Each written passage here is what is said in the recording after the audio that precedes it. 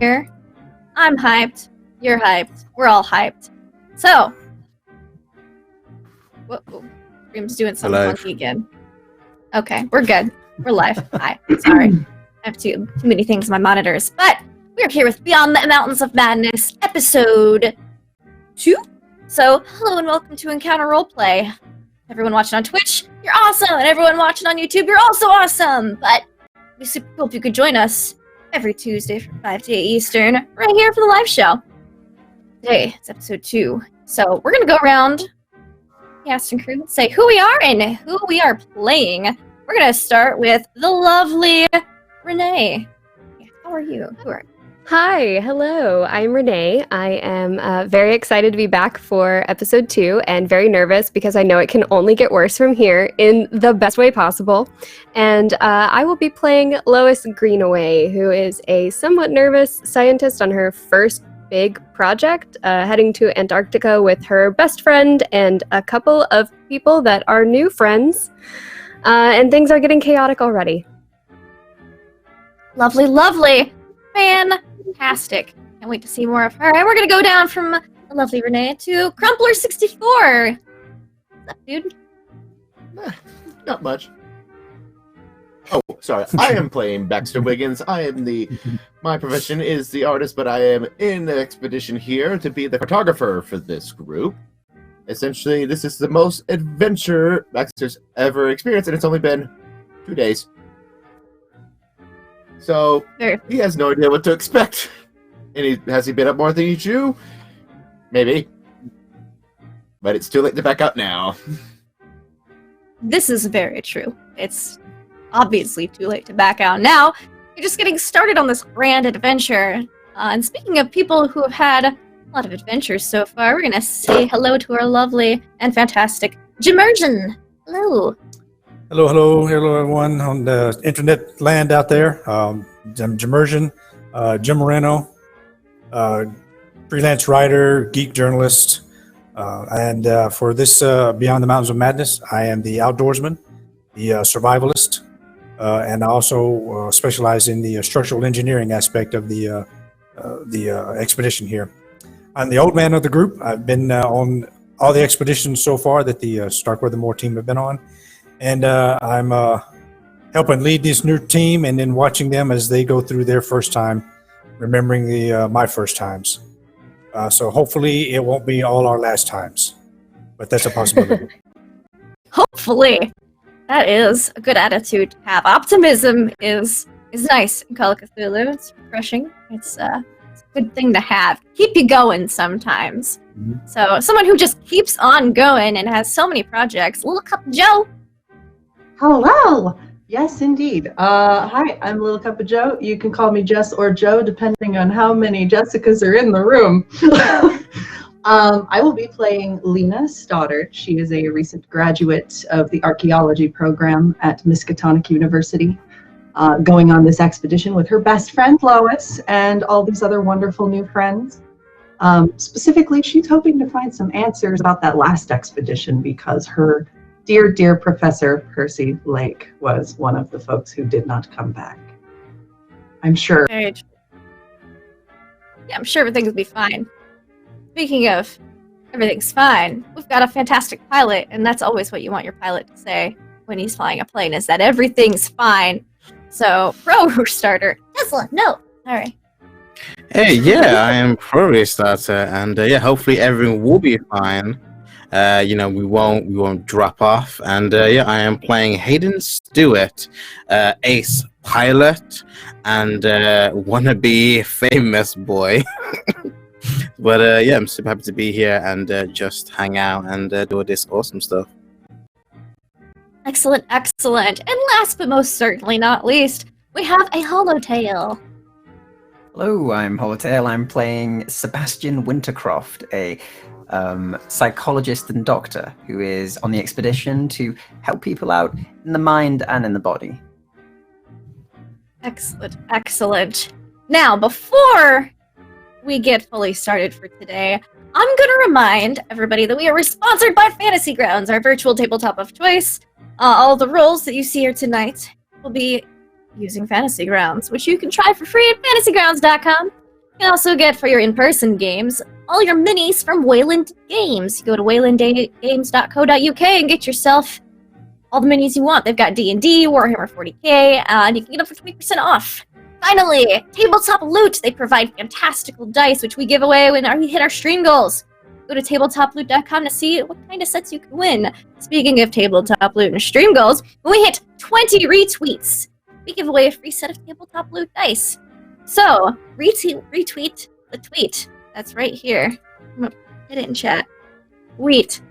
And get yourself some dice, because they're awesome. I love all of my mini sets of Tabletop Loot dice.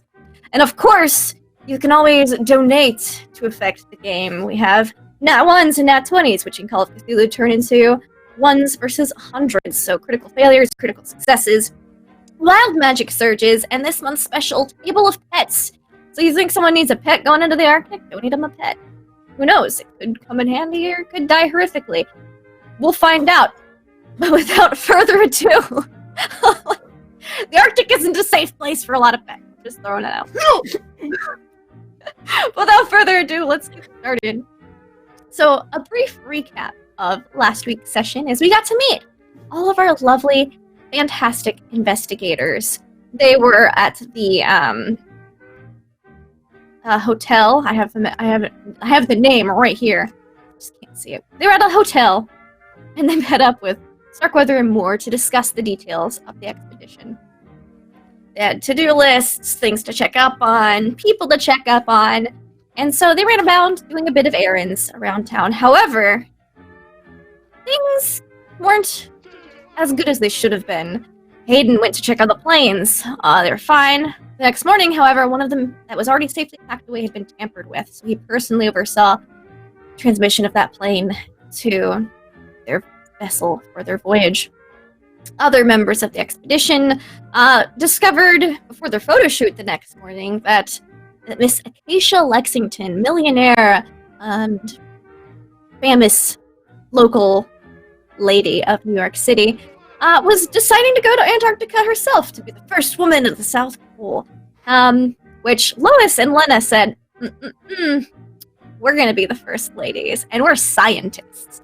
So they did a wonderful photo shoot involving many taxidermied Antarctic animals and a fantastic photographer, and the pictures are guaranteed to hit next morning's papers. After the photo shoot, everyone got lunch at a cafe, and decided to meet up with Mr. Roerich, Mr. Nicholas Roerich, who is a famous painter in the 1920s and 30s. Baxter Wiggins had been asked in a letter by Mr. Roerich to meet with him at a small cafe to discuss the expedition. He was very curious about it, and apparently he had something that needed to be delivered to Starkweather and Moore. So they all met up at this cafe, and they saw a couple lucky spot hidden rules across the street. Mr. Roerich, however, he ran into a gentleman and a couple other gentlemen in an unmarked car, and was barely kidnapped in broad daylight right across the street from their cafe. So we're gonna jump right back into that moment. However, while everyone else was sitting outside at the cafe table, one member of the party was inside using the cafe's phone. So we're going to start with Miss Lois Greenaway. Miss Lois. I left before the action. You did. You're going to get back to the table and be like, why is everyone so distraught? But for now, you're at the telephone, and you get the operator, because phone numbers weren't super huge back then. You had to have the operator to get through. I asked to get connected to the hotel, and then if I can reach the hotel desk to get connected to Dr. Moore. Okay, yes. So the operator connects you to the hotel connects you to the room number of Mr. William Moore, and the phone rings for 30 seconds to a minute. Very busy. Then you get a hello. Yes, Dr. Moore? Miss Greenaway. Yes, yeah. I was just calling to let you know that I stopped by the hotel to check in on the captain, and it was a bit strange, and so I just wanted to inform you. Yes. He wasn't there, and his room was trashed. Interesting. I'll send some people out to go look for him then. Perhaps he Okay. went to do some early morning, or maybe he got drunk last night. It's prohibition, but there's always places by the docks where you can go. So. I understand. I just wanted to let you know so you could take care of it, and hopefully the press doesn't get wind of it. Yes, thank you very much for this heads up. We will start to send people out immediately to look for. Oh, okay. Thank you so much, Dr. Moore. We'll be Thank you, back Miss soon. Greenaway. All right. Take care. And Bye-bye. phone in. And let's pop back outside because all of that kidnapping happened during that brief little phone conversation. So you all just saw Mr. Rorick pushed into a car and the car starting to drive away. What do you guys do? What's your reactions to all this? Panic a Stunned. little? Was he just taken, or was that just my mind? Was that a very aggressive taxi driver, perhaps? Yes, No, you definitely saw that. there's some I saw out of that. sorts. What do we It's do? quite Should we call strange. the police? Yes, did we get the plates? The car is still driving away. If you'd like to make spot hidden checks to see if you can catch Sure. the plate number. They're hidden. And if anyone's trying to evaluate whether this is completely willing or not, I will allow a psychology or psychoanalysis check to see if they can get a read on the face and the body posture of everybody. Sure. My luck has proven true even in a reverse Oh no! setting. A critical failure of 100. It doesn't matter. Man. Oh, Oh wow. Okay. Don't think I did it. I think everyone's just in a very state of shock right now. yeah, we're all disgusted. Just like At 100, 82, 84, 98, My 78. spot hidden was a 22, which is a pass. Your spot hidden. The second one was your psychology. Psychoanalysis was a fail, though. Excellent. Okay, so with the 22, you're like, let me see if I can get up on it. Oh, well, it's kind of hard to see. The windows are a little tinted. Oh, hey, look, the plates. And you're able to get the license plate for this vehicle. Okay. We'll Does just anyone jot have it on a nap. a pencil or something? Great, thank you, Baxter. So we'll start taking it down immediately. Mhm. Right. Well, I think I have it. The plate, at least. Perhaps we could... Lois walked back into the room. Yes. So, she walks in and she's just like, "Hey, sorry about all of that. What is going on? What?" I'm assuming they're all in like various states of like. Stood up in shock. Lois, is the phone working? Yes. Oh, well, there you are, Sebastian. I think we should hurry up and find the place forthwith, really. Yes, I'm in agreement with you, Mr. Hayden. Why? Unfortunately, our artist was spirited away by a possibly aggressive taxi driver or someone kidnapping him. Regardless, I need to report this. Yes, some strange man just hopped out of that car and pushed him inside, and they drove off. Indeed. Quite peculiar. That happens? Apparently so. Apparently it does. Sebastian, go ahead and make that call quickly. Yes, of course. He will get walking towards the back and go and get the phone and start dialing the police. Mm-hmm. Yeah, you're able to call the NYPD. Get a hello, New York Police Department. Good morning. We have something to report. I've just seen someone get kidnapped in the street, nonetheless. Kidnapping. All right. Where's your location? Where you at? Where exactly was it we were at again, Sarah Lindy? Let's call it the English Cafe. The English. Maybe We're at the very True English cafe. You'll know it. The one that's extremely English. The One only that one actually has English tea. All right, the You know, English the one with the kidnapping. English tea. Yes, and the individual who was kidnapped was Mr. Rorick, the artist. You've probably heard of him. Mr. Nicholas Rorick, yeah. We'll send some guys down right away. Did they abduct him on foot, by car? by car. I've got the license plate if you want me to read it out to you. Please do. Our boys in blue North Bay. He will pass on the license plate, kind of go through it twice to make sure they have it, and Yep.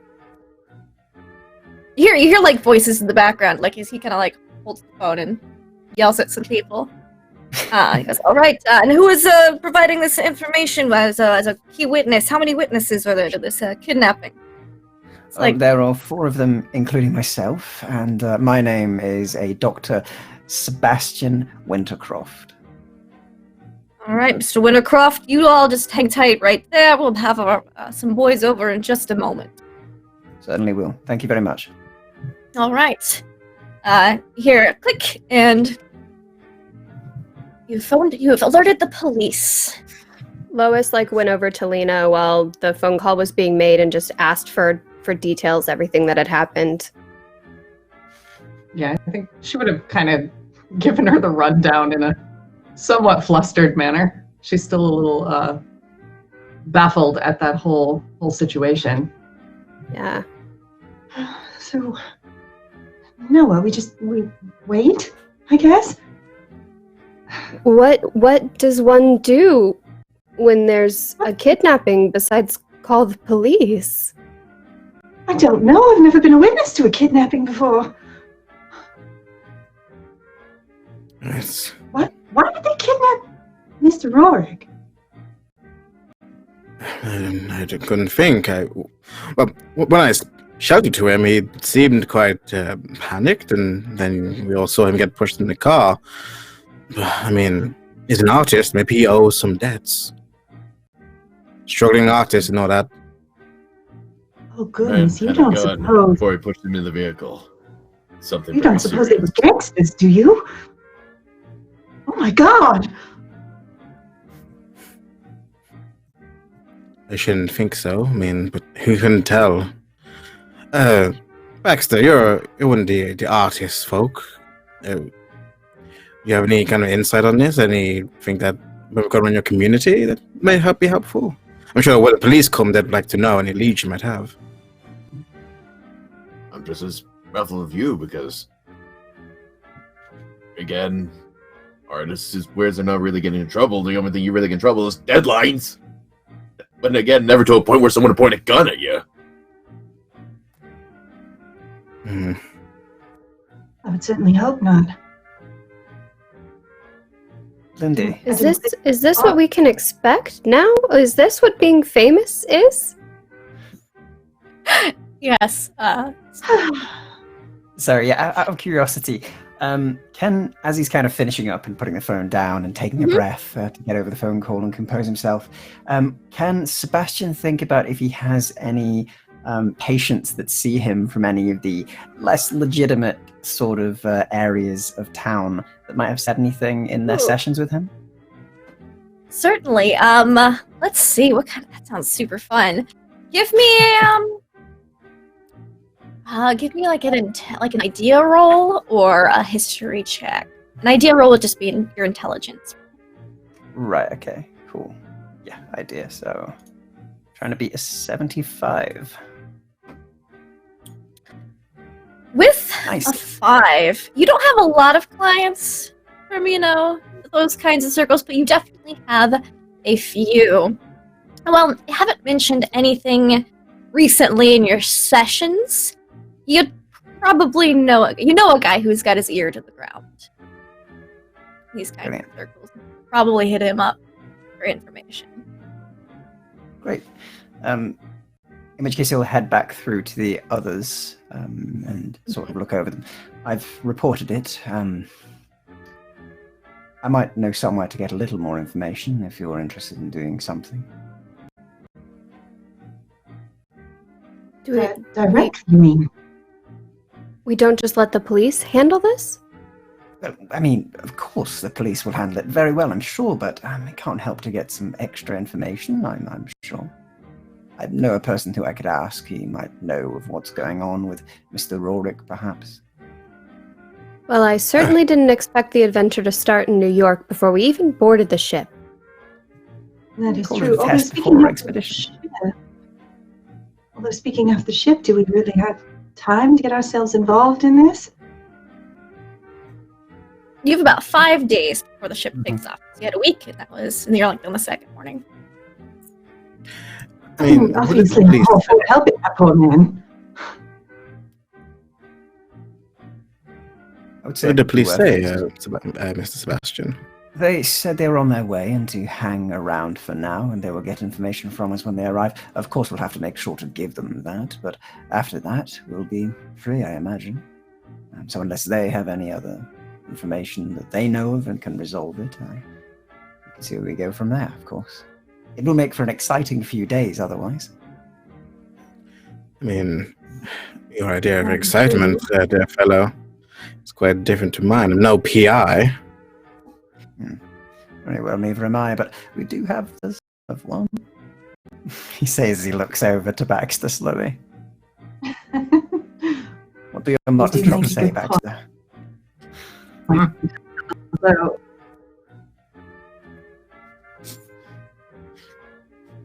well, as long as we're that moment careful. where it's like feeling the Baxter's like feeling the spotlight on him. It's just like crap.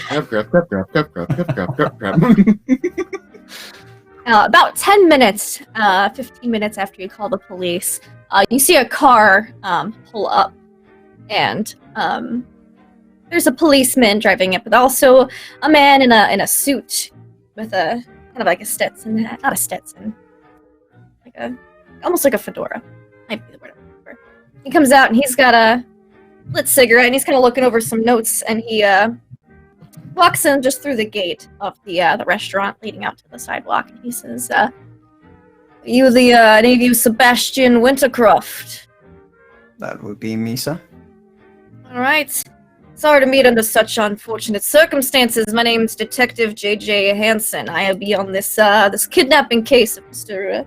Nicholas Rorick. All right. Now, Indeed. could you tell me everything? I see you said there was 4 other witnesses. I would assume you lot are some of these witnesses. Indeed, sir. All right. That would be Yes. it. You could describe to me this kidnapping, what all occurred, when it went down, give the approximate time based on your phone call, as long as you reported it immediately. I'd like to get some extra details. Of course.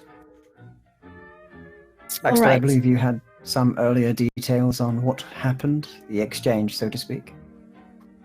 Yeah, it looks to be our man looked to be talking to another man as the car drove up. Man had a gun. Looks like it was forced him into the vehicle. Obviously clear manhandling. He was not a willing subject, so to say. All right. And Yeah, so you, I shouted out to the... Sorry? you recognize this gentleman as Mr. Rorick? Were you meeting him here, or did he just happen to be passing by?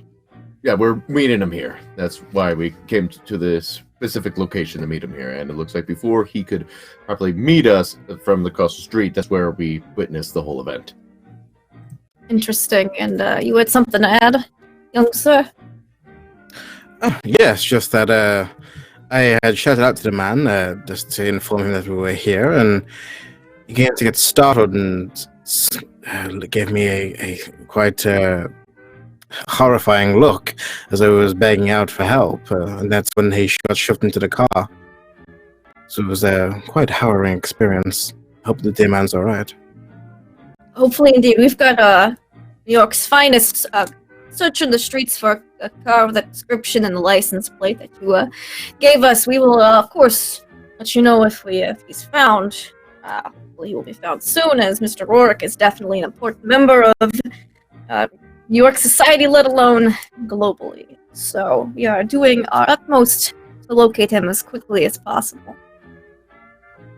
Now, let's see. Well, you said you were meeting him here. Just what was the purpose of that meeting, might I ask? It might have some factors as to perpetrators of this crime.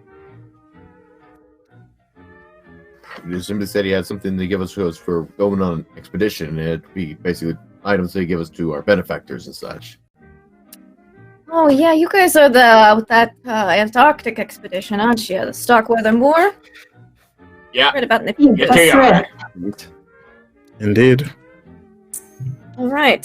So something to give you guys regarding the edition. Interesting. He just kind of, you see, he's writing down a bunch of notes.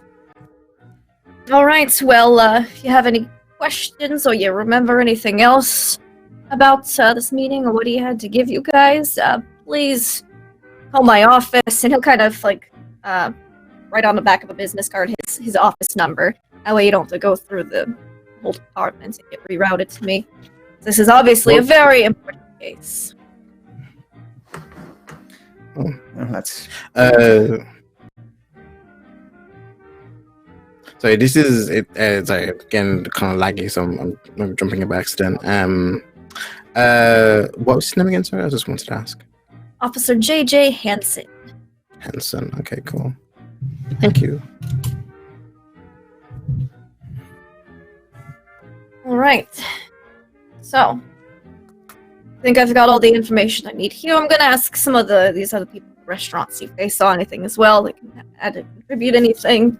You see, like, there's the other police officers asking people, like bystanders, people who are walking around the area, questions. And of course, contact me if you remember anything else. And I'll be in the area for a little bit. I'll know where your expedition's staying at. If you start with more investigation, we'll give you any news as far as your friend goes to the delivered to the hotel. Actually, detective, I kind of look around everyone. I look at Hunter for a moment. I was actually going to mention this later on, but I don't know if you've seen the paper today, Mr. Hanson, but there is a report in it about a woman who has claimed to be one of the first people to go to Antarctica, kind of adjacent to our own. And I don't know if this is any relevancy, but I don't know if someone's trying to sabotage us. I'm also the pilot for the group, and I oversee a lot of the aircraft. And I've noticed my last checking that there seems to be some kind of tampering. I don't know if this is connected or a human oversight, but I had to manually do this myself. So I don't know if it's connected to our current situation that demanded we were supposed to be meeting regarding our expedition as a direct correlation. You see, he kind of flips over to a new page of the notebook. All right, I'll put it in as interesting information. Of course, if you'd like to file an official report for this tampering, that'll be a separate case. But for now, I'll just put it under potential relevant information. And we'll see. That was the lady in the newspapers this morning, right, Miss Lexington, Miss Acacia Lexington. We'll send somebody around and ask her questions, see if she's got an alibi for this evening. If you really think she's involved or connected. Well, maybe not her, but maybe there are parties who wanting some to go further. I heard today that perhaps there are more interested people more curious about expedition than just fanfare. All right. Well, thanks for the tip. I'll definitely keep that in mind for investigation. She's got a lot of property in New York City. We'll definitely send some of our boys see if the car plates spotted around any of those. All right. Now, if that'll be all, he kind of tips his hat. Do this investigation. All right, Michael. Yeah, I quickly corralled everyone back into the corner of our table there. Mm-hmm. All right. Hayden, that's the first I'd heard of that. Are you positive someone tampered with the plane? Nobody forgot something. Yes, after dinner last night, I went to go check the assembly of it, and it was completely fine. And then when I went back this morning, the same part had been a few important screws were loose. A few important screws were loose. Yes, okay. And if we were in very turbulent altitudes, we could send some very dangerous situations. Absolutely. I know what you're talking about. Anybody else seen anything even the slightest hinky? Something that just you may have just looked over but might be suspicious now? Not so far. Not myself. Well- the plane does worry me. Yes. Speak up. Yes. Well, see, it's a bit of sensitive information, and so I can't really disclose a lot of it, but I was supposed to check on someone who is going on the expedition with us, and went to their hotel room, and it was, well, it was overturned, like someone had been in it and just torn it apart, and while I didn't think all that much of it, I thought, well, maybe you'd have to know who the person is, but it wouldn't be that weird. Like, maybe something was just wrong, and... Sounds All right, I worrying. quickly look at my watch. About what time is it? It's probably about 1:30 in the afternoon. Okay, would I know where Starkweather and Moore are at right now? Probably They the would hotel room? be in the hotel room, yeah. All right, I immediately start marching towards the hotel room. Everyone, follow me now. Very well. Yes, I- of course. I had no idea. I only now am I thinking it's there was someone there. I saw someone in the hall. I don't know if it has anything to do with anything. Likely I'm might. just making a note, but we're going to hightail it to the hotel room and directly into the up to the 4th floor to Starkweather's office. Oh, I've never Alright. talked to police like that before. This is so strange. It's alright. You had no idea it could be connected, but all the pieces seem to be fitting together. All seems a bit too much of a coincidence for these three things at once, Yeah. but yes, to Too, start with the too room much of a order. coincidence. Yes. A little bit All frightening, really.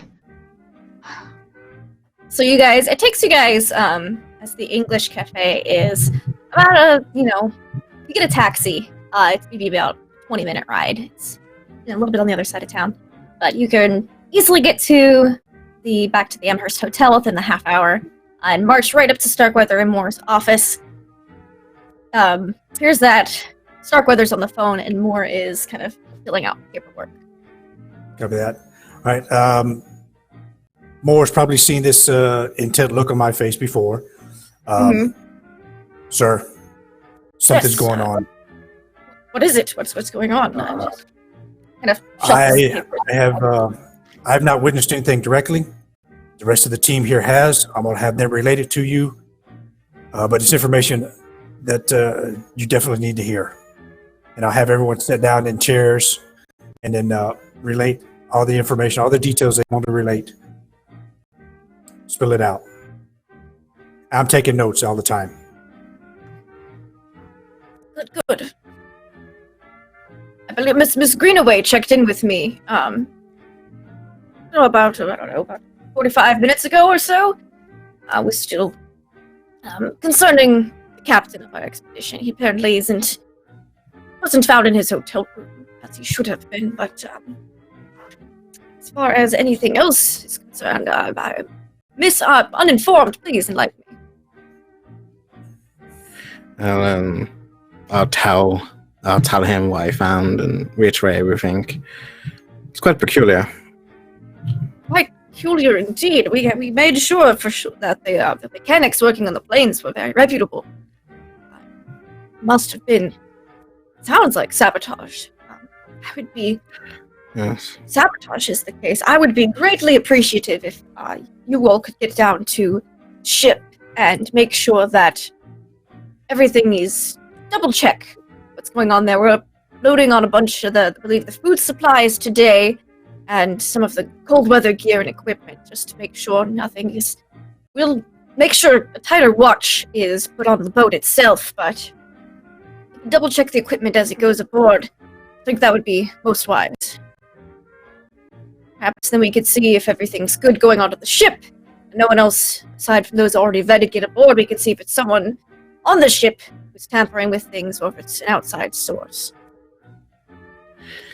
Yes. I also in that explanation when we were talking about the police and the abduction and stuff. Oh, good heavens. Nicholas Rorick. I believe we attended one of his auctions about a decade ago. So, good man. Would I happen to know anything about Mr. Douglas, about Captain Douglas? Captain Douglas, he was the captain of the Miskatonic University expedition. He retired after that, however, and hasn't really been heard much from since. He's been living on like a farm in upstate New York, but he was the captain for the Miskatonic University expedition. He hasn't worked with Starkweather more previously, but you're guessing they hired him based on his previous experience with Antarctica and sailing those oceans. Lois was visibly relieved. Wanted the whole thing rather hush-hush. Yeah. Okay. As any hint of publicity was just scared him off. Okay. All right, so we have 5 days. Mm-hmm. We need to make sure we put a cap on this quickly. So for the next 5 days, what I'm going to suggest to Mr. Moore, we might want to leave a day or two early. I think that's a good plan. We'll hasten as many preparations as we can. We're already on a tight schedule, but I think if you all help out, we can make it even right. If we can keep it quiet, we leave a couple days early. Maybe that'll throw off whatever plans, if this is some kind of a conspiracy, whatever's going on. But there's no coincidence. It's not a coincidence. Not all of these items all here at once in the last 2 days. That's obvious. It's too So many we're going coincidences. to keep each other in sight. And we're going to go take care of everything that needs to be done and make sure this expedition leaves without a hitch. Without another hitch. He just starts writing down a list of all the things that like he was planning on checking himself over the next few days, but due to wanting to speed up preparations, he gives you all this list to do together. A lot of it's checking the supplies that have already been brought aboard the ship or waiting to be loaded onto the ship. I don't know about all of you, but all this information, I'm really becoming quite unsure about this expedition. I'm going to have to at least double my price, sir. I'm normally used to putting my own life in my own hands. I use this kind of sabotaging and espionage, kidnapping now.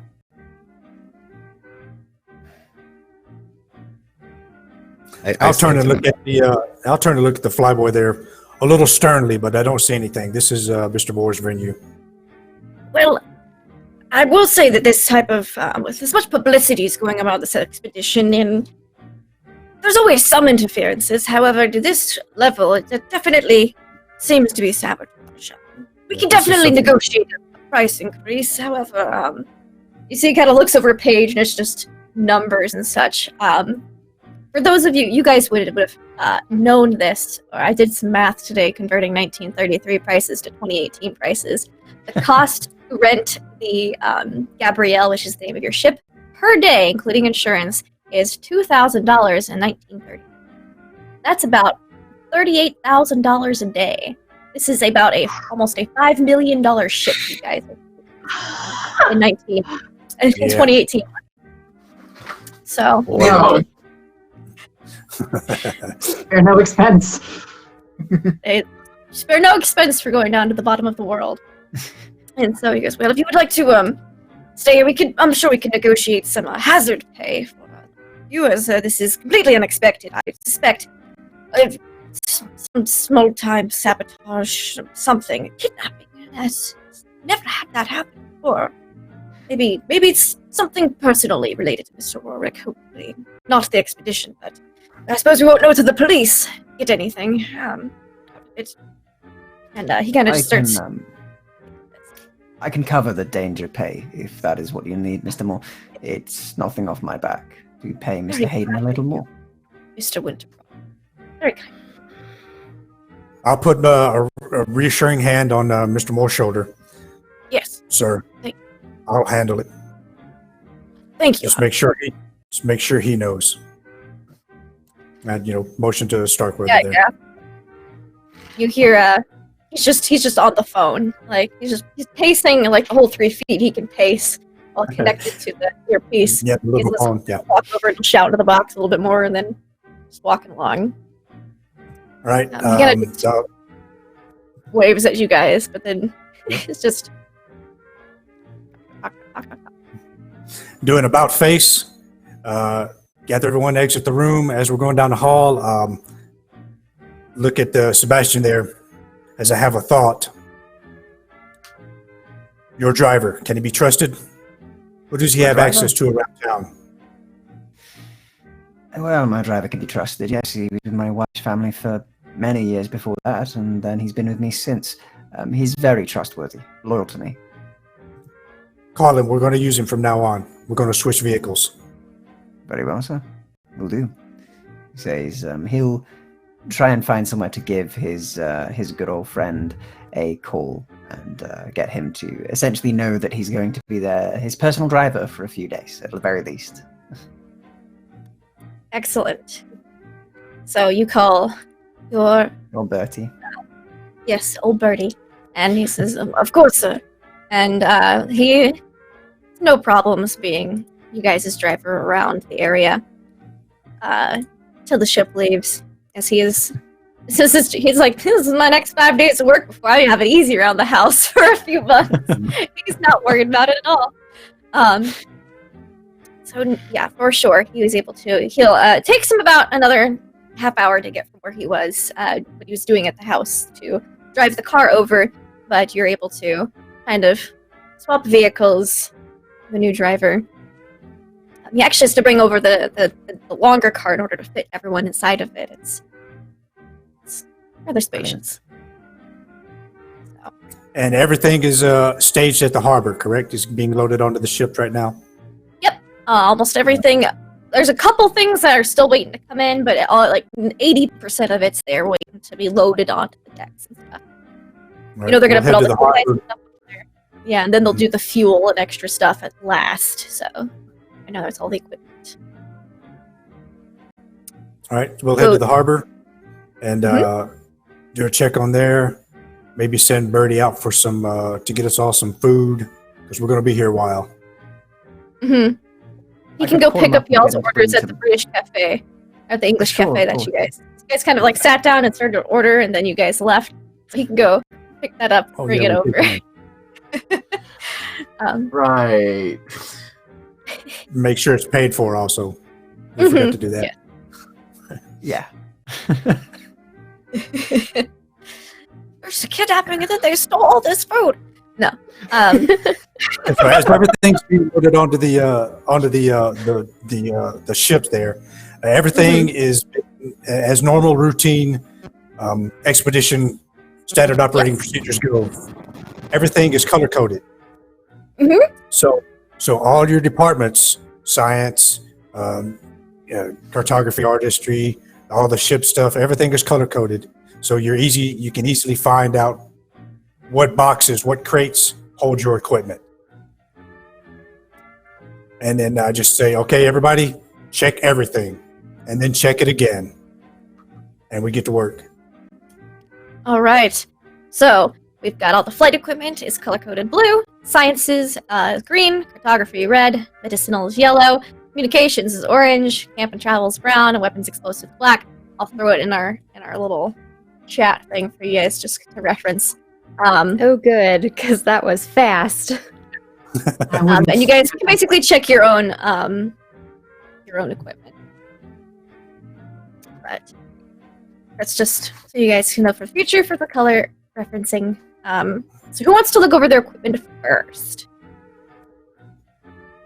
I want to check the sensitive equipment, all the weapons, all the explosives, and hopefully I had presence of mind and remembered to let Moore reach out to any of the other people in the expedition that he deems trustworthy and let them know that something's up, watch your six, and maybe they can meet us here, check their equipment, whatever.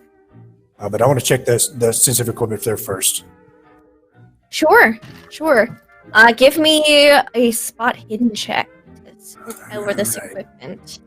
Okay, spot hidden. Now, I've had 2 rolls in here so far, and both of them been utter failures, so. Happens sometimes. That's why I was quiet during that whole interview thing. I didn't hear them call out to Douglas. I didn't see him being abducted, so maybe it's my eyesight growing bad as I get older. Entirely possible. But I need to roll. Oh, where's my... Hold on, restore window. There we go. No problem. Lost my D10s. All right, here's the roll. 97. You look That over just all came- the Everything looks good. Yep. it's everything here. looks super solid. There's 2 In fact, boxes of you're explosives. looking it over and you're like, man, is this solid? You can like double, triple check yourself, but you're pretty confident by the time you look it over. But you feel like you have to double, triple check yourself. And by that Yeah, point, so it takes you much longer than you normally would to look through all this equipment, just because you're like so many sabotages have gone on recently. You're second guessing yourself.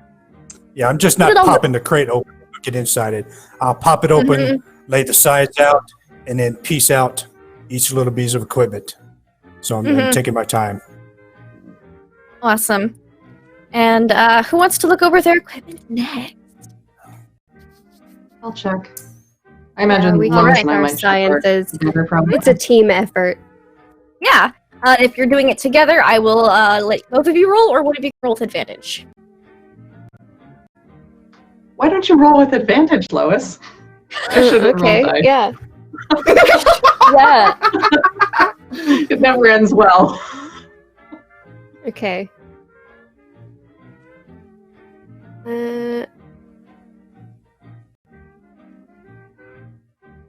Okay. And then do Nice. it again.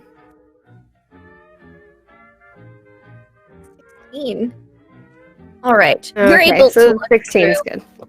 good. You're able to look through your scientific equipment. Some of it isn't packed very well. Like you're like, oh, this got jostled around. It would break. So you're able to pack it better, but nothing appears to have been sabotaged. Just poorly packed. Ugh. Who do they have do this? Definitely don't seem to know what they're doing when it comes to stalking all of this. We should probably reorganize it. I don't know. It'll be so much easier to find things when we're down there. Here, can you hold these for a minute? Oh, yes, of course. Okay. And then she'll just kind of like sort to more their likings. They're comfortable with it. But also, I think she's kind of doing it out of like, she was stressed and like worried that she was going to find some sort of sabotage. And now that there's not, she's got to like expend that energy somehow. For sure. They spend some time making sure everything is just so, the way they're used to. Of course. You're looking through all your scientific equipment, and it's set to go. Who wants to look at their equipment now? I'll go next. All right. All the cartography equipment and mapping supplies, inks, papers, compasses, etc. Maybe that spot hidden.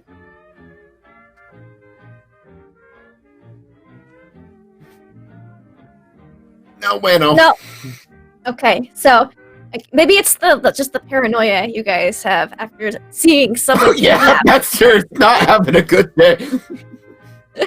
You're just like, what? It's just affecting you. And you're like, you've gone through the supplies, and then you realize, wait, did I count these? Is this the right ink? And you have to do it again. So it's basically, you're not failing. It just takes you extra time to go through these checks because you're so mentally distracted. All right. So yeah, everything appears to be in order cartography-wise. Hayden or Sebastian, which one of you would like to go next? Sure. Yeah, Sebastian will go and look over the medical supplies, the yellow crates, I believe. Sure thing. Right. Spotted. Spot hidden. It's a 27. You're able to quickly look through these materials and your supplies and be like, oh, okay, everything appears to be in order. You notice that there's not as much of certain things as you'd liked. You're guessing they went with like the minimums list that you gave them, and so you can probably requisition some additional quantities, but nothing appears to be missing, just a few lower quantities of a few things. Fair enough. You'll look over them and sort of just kind of considering that this is enough, but perhaps he needs more, he'll close them back up afterwards and make sure they're nice and sealed before going to try and find someone to report that. Yeah, there's plenty of crew members walking about, and then ship's officers, so it's not at all difficult to find someone to... Oh, let's see. Oh, I think someone donated. Hunter gets a critical success as well. I have that on my thing. Looks like Mad Rogue. I might be writing it wrong. It's really tiny font, but I will add that to Mr. Hunter. He's Nice. Thank you very much. It's damn sure needed, seems like. So, excellent. Let me add that. All right. And you finish your work in plenty of time, same as Lois and Lena. They're able to just, no problems, get that all taken care of. So, last but most certainly not least, we've got our pilot looking over equipment. Yeah. Right, let's You do that. get to the airplane equipment, and you see one of the three mechanic guys you were talking to. He's actually kind of looking over everything as well, it would seem. Hey, hello there. It's good to see you. Just double checking. I say to him. Oh, hey, how's you doing? It's just, they actually hired me on. I got a call not too long ago saying, hey, we'd like to have one of you guys kind of come with us on the expedition as an extra flight hand after the incident with the plane earlier this morning. So, it's me. He kind of a little salute. That's good. It's good to hear. Is there like a way to know someone's shit talking? Yeah, you can definitely give me psychology or psychoanalysis. Oh, good. I'm expert at those. Okay, so Confidence can lead to success, maybe. you'd be surprised at some of the things you roll. 2. I got it. Is that 20? 20. It looks like it's been rolling the second-hand digit for you. It's been a 4 and 80, a 2 and 30, so I'm gonna say that's a 2. Just because it looks like it's rolling reverse plates for some reason. So with the 2, you succeed on your psychology check, because I know the base minimum is 5. So this guy is being honest. He is super fan of you, like that signed pictures you gave everybody. This guy gave it to. What's the shared 100? Yeah. He is super hyped to be here. He's really excited. He's genuinely a little nervous after what he saw this What's morning. his name? Because now he needs to be named for me. All right, his name is Joel. Joel. Okay, cool. I need to feel sad when he dies. I mean, what? Oh, Wow. Don't Okay. sugarcoat it or anything. Jeez. Look, man. I mean, it's true. I know. We know what we're here for. Ooh, that's high. That's a 29. Oh. Oh, Yeah. no, it's actually pretty low. Okay, yeah, it's rolling weird for me. Okay. Yeah, it is really weird, but I've figured it out. So. Okay. Okay. Yeah. Then, what am I using this against? Mechanic. A spot hidden or mechanic repair would work for this because it is such an intricate machine. Yep. Yeah, I got a 55 in that. Yeah, so with both successes, it appears that the planes, having had your personal touch this morning, shipped directly here, and this guy pretty much came with them. It looks like they haven't been touched, and in fact, this guy has helped load them into the cargo bay in such a way that they'll be properly stored if any rough waters were hit along the way. I just kind of tap my hand on Joe. What does Joe look like? Joel, he's kind of, he looks like an Italian-American kind of guy. Mhm. He's kind of lanky. He's got darker, more like an olive skin tone, curly black hair. It's a little long on the top, but short cut on the sides.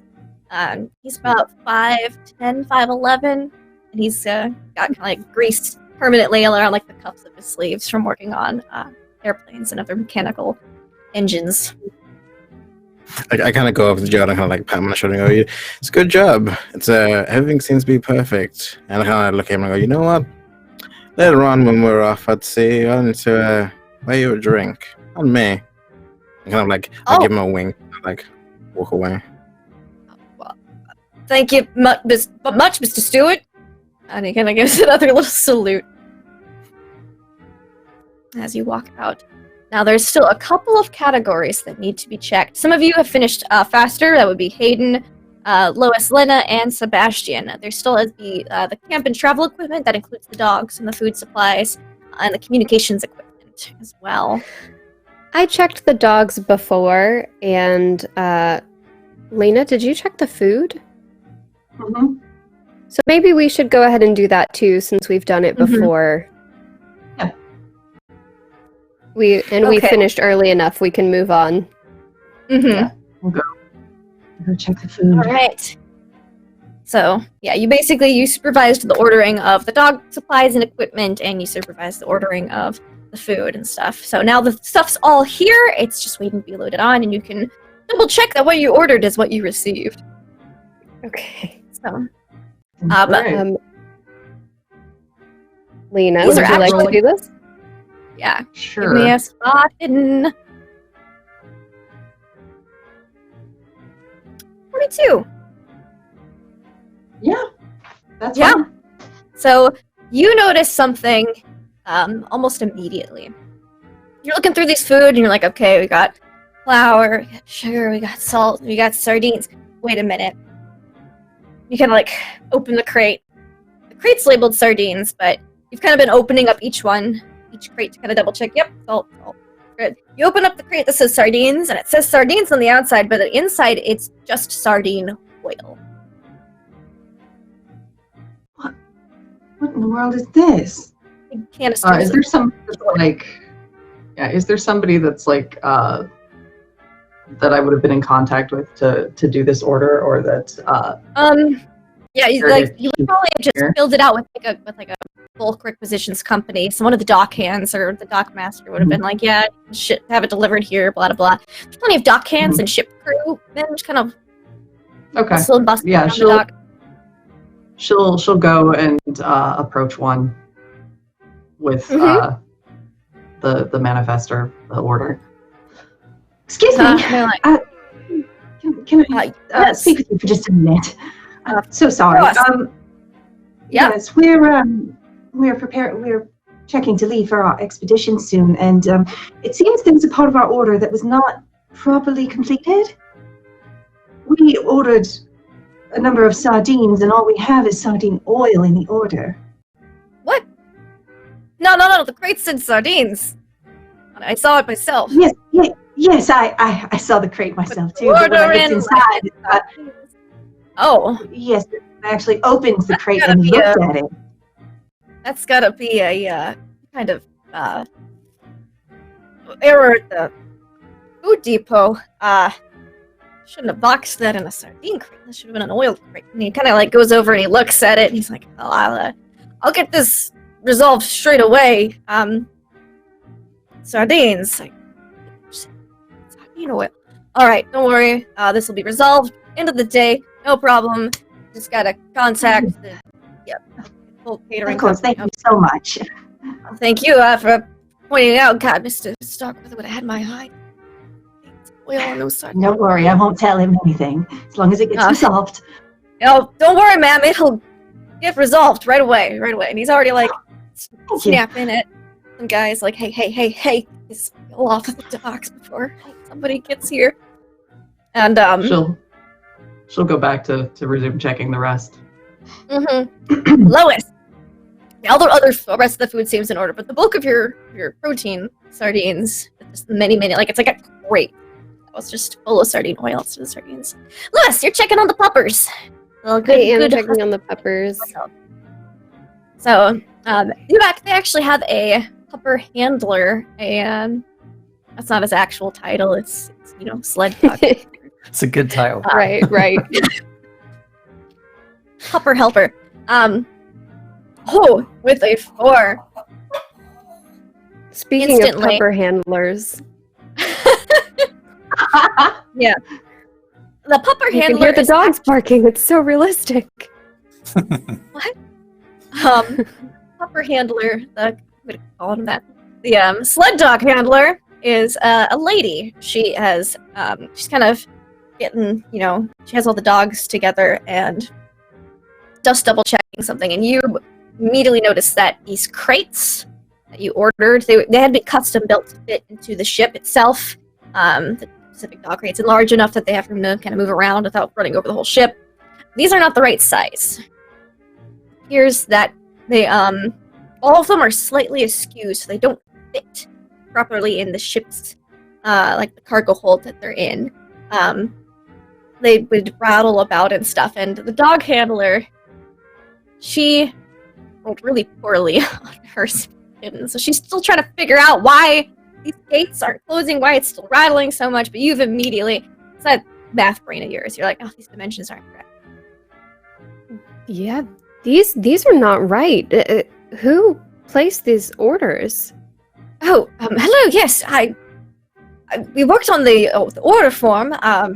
All the other supplies are here. We've got food and all the necessary, also sanitary equipment for the dogs, but they won't stack properly, and I don't know if it's just me.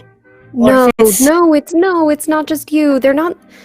Look, see, the dimensions aren't right. They're not lining up right. That's not So you. it's not- Okay. Well, these were special made. Well, I suppose there's nothing to do other than have them remade, or perhaps they can just be adjusted to fit properly. I'm not entirely sure, as craftsmanship is not really my trade, but surely we can at least see if they can be adjusted. It might be cheaper that way. I'll get a carpenter to come down here. They're wooden crates that way, you know. It's if something bad was to happen, they wouldn't be too hard to not to get the doggos out. Certainly, I'll get a carpenter down here immediately. They're already like stacked up and like against the wall and like where they're supposed to be, but they just rattled around. The dimensions are all like, some of them won't like shove in all the way, and some of them it's just not right. I would be interested to see the order form too. I mean, surely we ordered the dimensions correctly. Sure. One moment. She kind of. I've got it right here. She pulls out a piece of paper and she hands it to you. And it's got you and her handwriting and your handwriting on it. You can see the dimensions that were ordered, and you're like, did I measure that right? But there's like plenty of tape measures, like yardsticks laying around, and you're able to remeasure. And these crates are built just enough so that they look correct, like at a glance. When you try to line them all up next to each other in the space, they're a little too wide. They don't fit properly. Does it feel like someone did this on purpose? They are very well made, and each one is slightly off in a different way.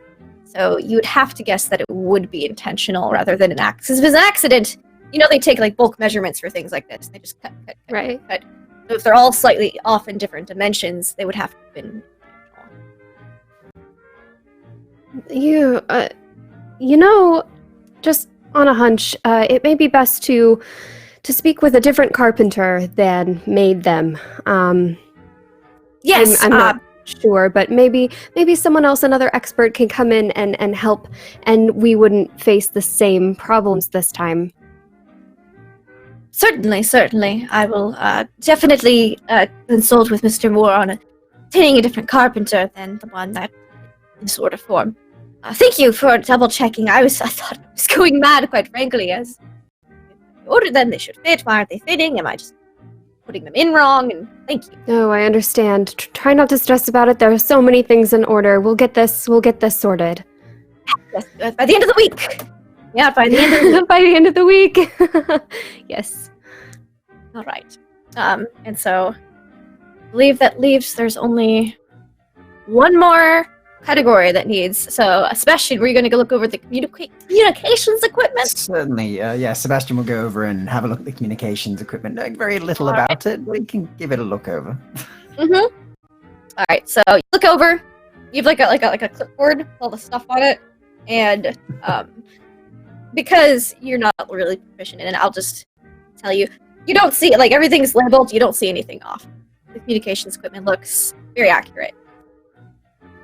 That checks out, he says, and we'll just put the board down then, and we'll go to report that everything's fine with the communications equipment as far as he can see. All right, so you all can read. Tin cans on string. Yeah, that's effective. These things in the box, they're labeled. They're labeled. It's fine. It might be a lot of empty canisters of like fish oil, but whatever. Sure, we'll find a way to communicate with that. It's strange, No battery. but, no batteries needed. No matter what. Yeah, after everyone finishes their checking and everything, I'll pull everyone back together in an out of the way, so that we're away from any other people, and have them all report in and making notes, and then below deck is probably the better part of the afternoon, actually. and then we'll take a break to eat, get some food, and yeah,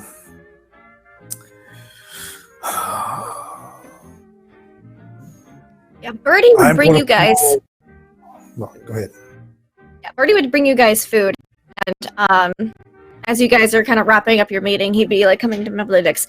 Sorry, sir, it took me a while to get through the security. There's a lot of policemen on the docks.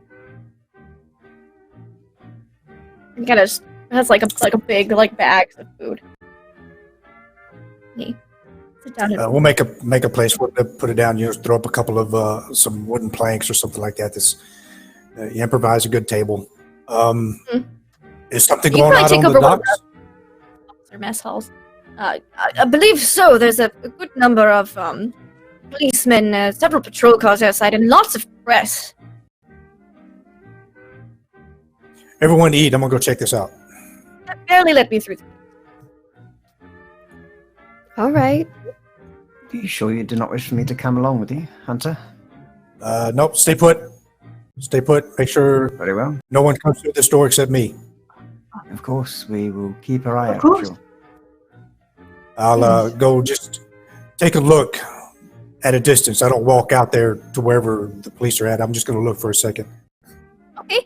So you kind of go above decks and kind of look out. There are approximately 4 patrol cars. Oh, it's not on the dock itself, but right outside, because there's kind of a gated area where there's a guard to let people in and out. Make sure you're supposed to be here. And press everywhere. You see reporters and photographers, and they've got their cameras and their notebooks, and it appears that they have pulled a body out of the water nearer to the other side of the docks.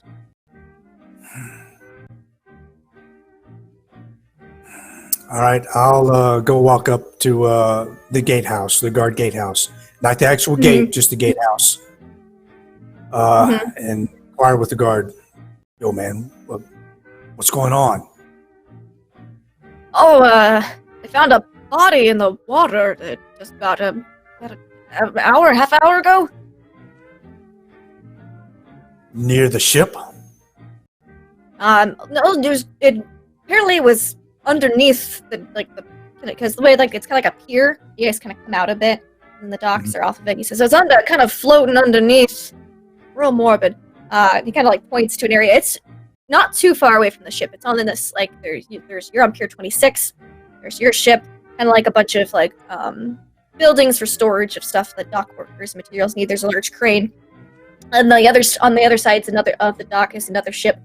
So on the same side as your ship, but before it gets to the next kind of pier sticking out underneath the dock pier area, they found it floating. Have you happened to hear who it was? Police aren't giving any names, but I may have overheard, a little bit of something. I'll drop a 50 down on the just like I'm casually leaning on the desk there. Just put a 50 down. With the 50, there's no need for a persuasion or a fast talk check, as money speaks louder than words for certain individuals. Other individuals just make them up, but it is very effective with the doctor. He says, so word has it that it's this Commander Douglas. Well, Heard that name being dropped a couple times. I don't have him on any of my he came onto the docks. He's kind of looks around. He kind of leans in. So I have a login book. I wasn't the god on duty last night, but apparently came out to check out the that expedition ship. Not Miss Lexington's, the other one. You know, he came to check out that ship. Apparently he was gonna be a crew member or something, and I never signed back out. And found him floating under there. All right. I'll note times and any other information he's got down in the logbook real quickly in my notebook. I checked in at about 2 a.m. Alone with anyone? It just has him. There's like not another sign. There's the sign-in before that is about midnight.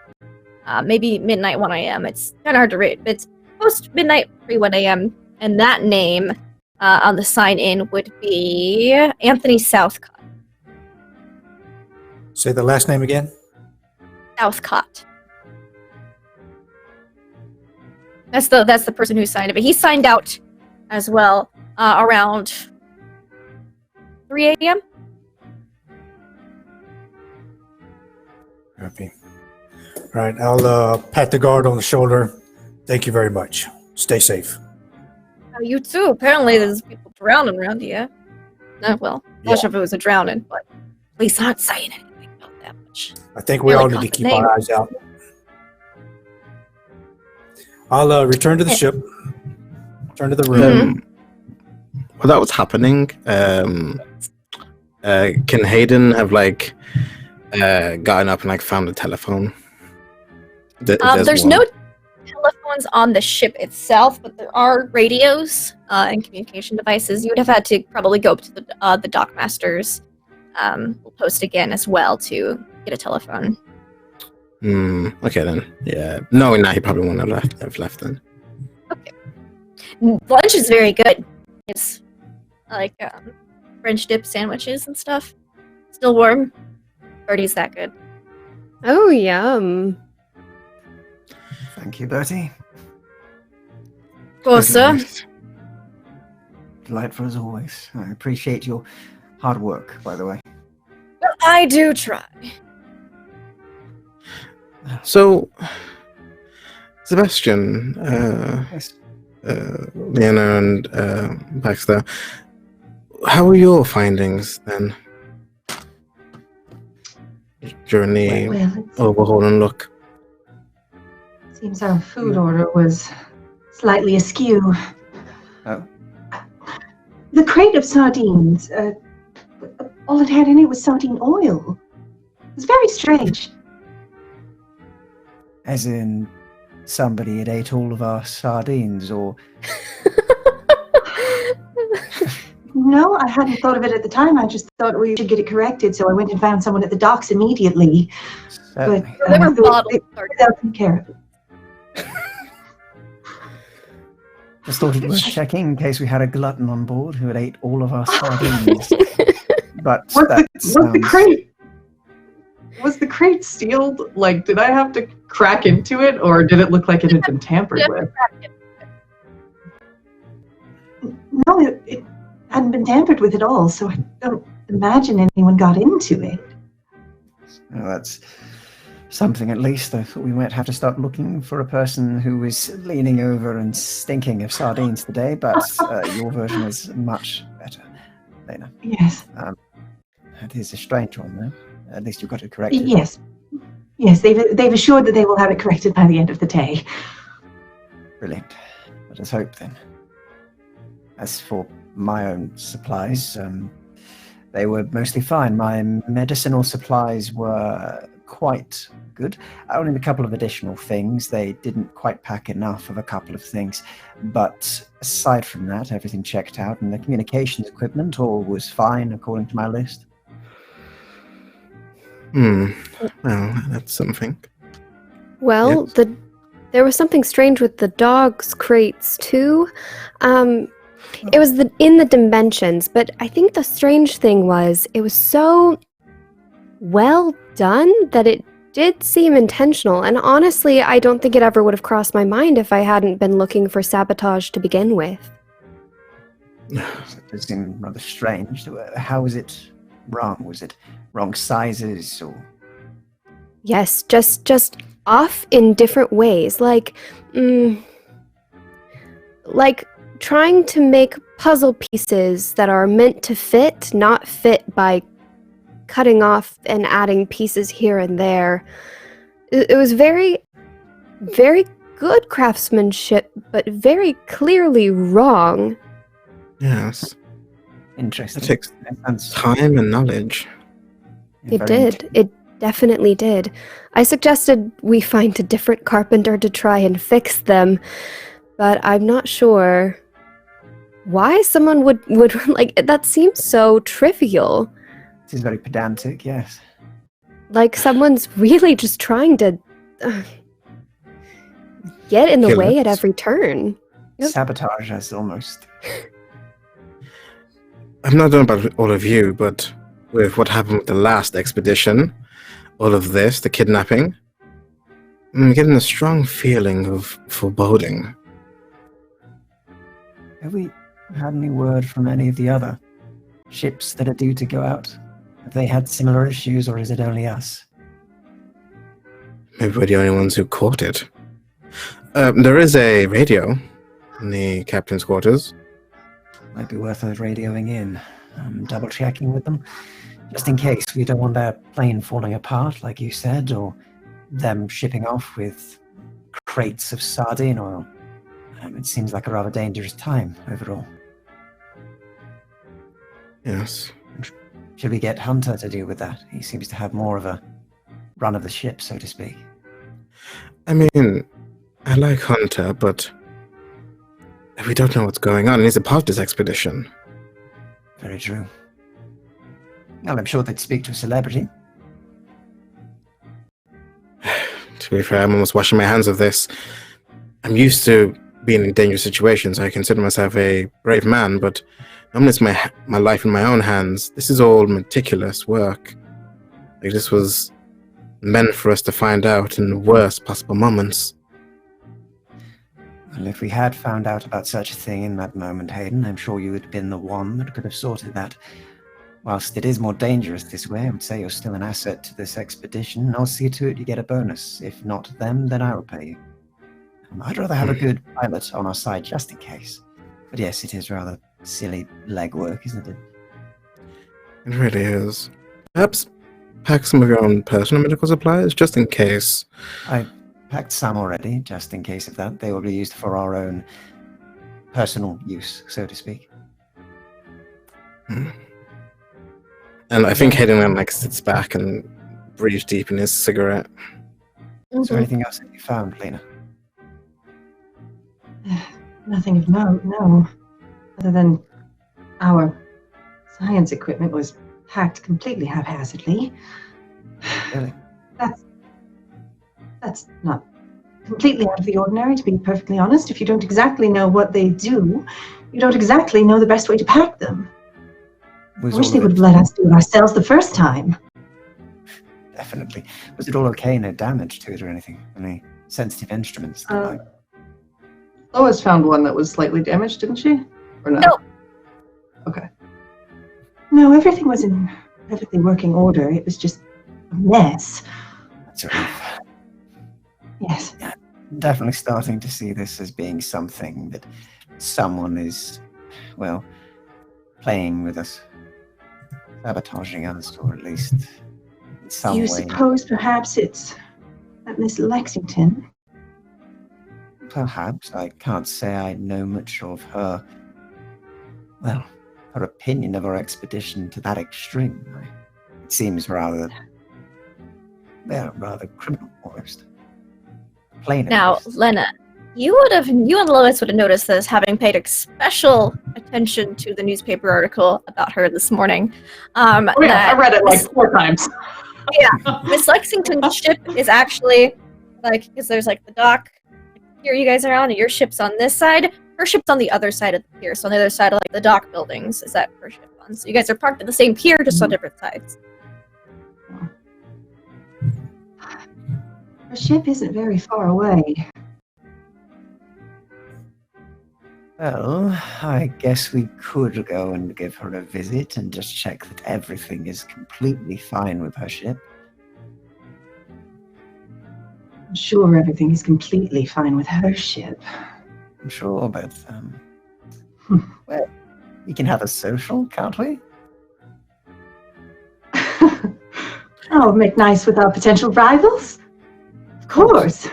Friendly rivalries are much better than violent sabotaging or plane rivalries, so we can at least check that out. Yes, absolutely. I'm absolutely a fan of killing them with kindness rather than sabotage. Very much so. And I'm sure you'll do it brilliantly. So, shall we? Might as well. We want anyone I think to at stay this here point- just in case? It might be worth it, but we have got a lot of the crew running about, haven't we? There's plenty on board. Mhm.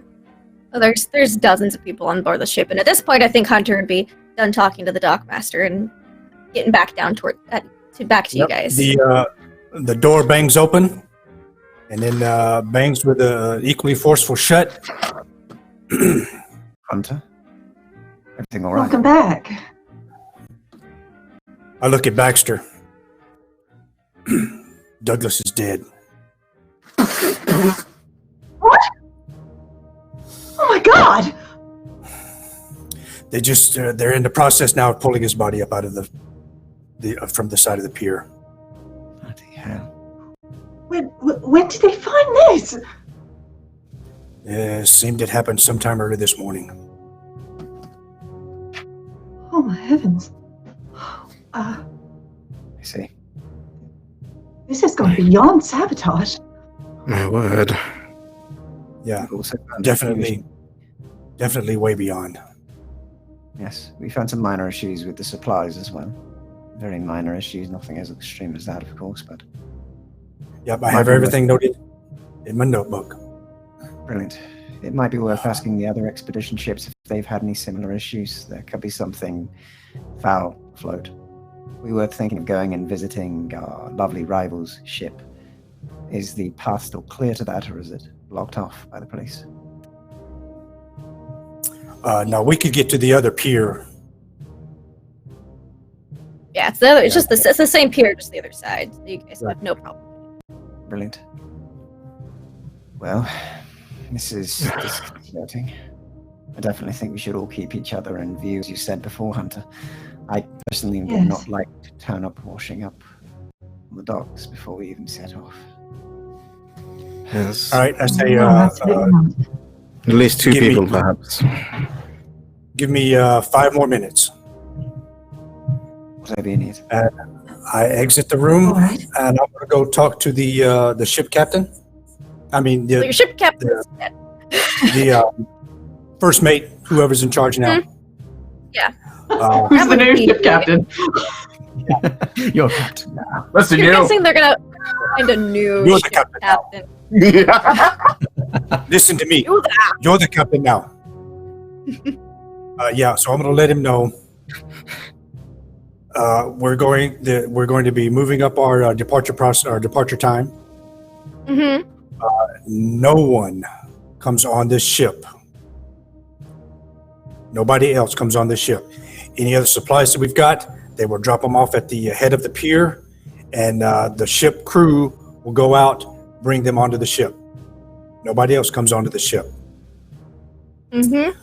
So he's got a ship's like registrar. He's like of crew who are specifically working the ship versus dock workers, and it's its name is First Officer Turlo. He is the first mate on the ship. He's like, of course, Hunter. I'll just confirm with Moore real quick, but I'll make sure all the crew members come and go aboard the ship, and we'll keep the dock workers on the dock.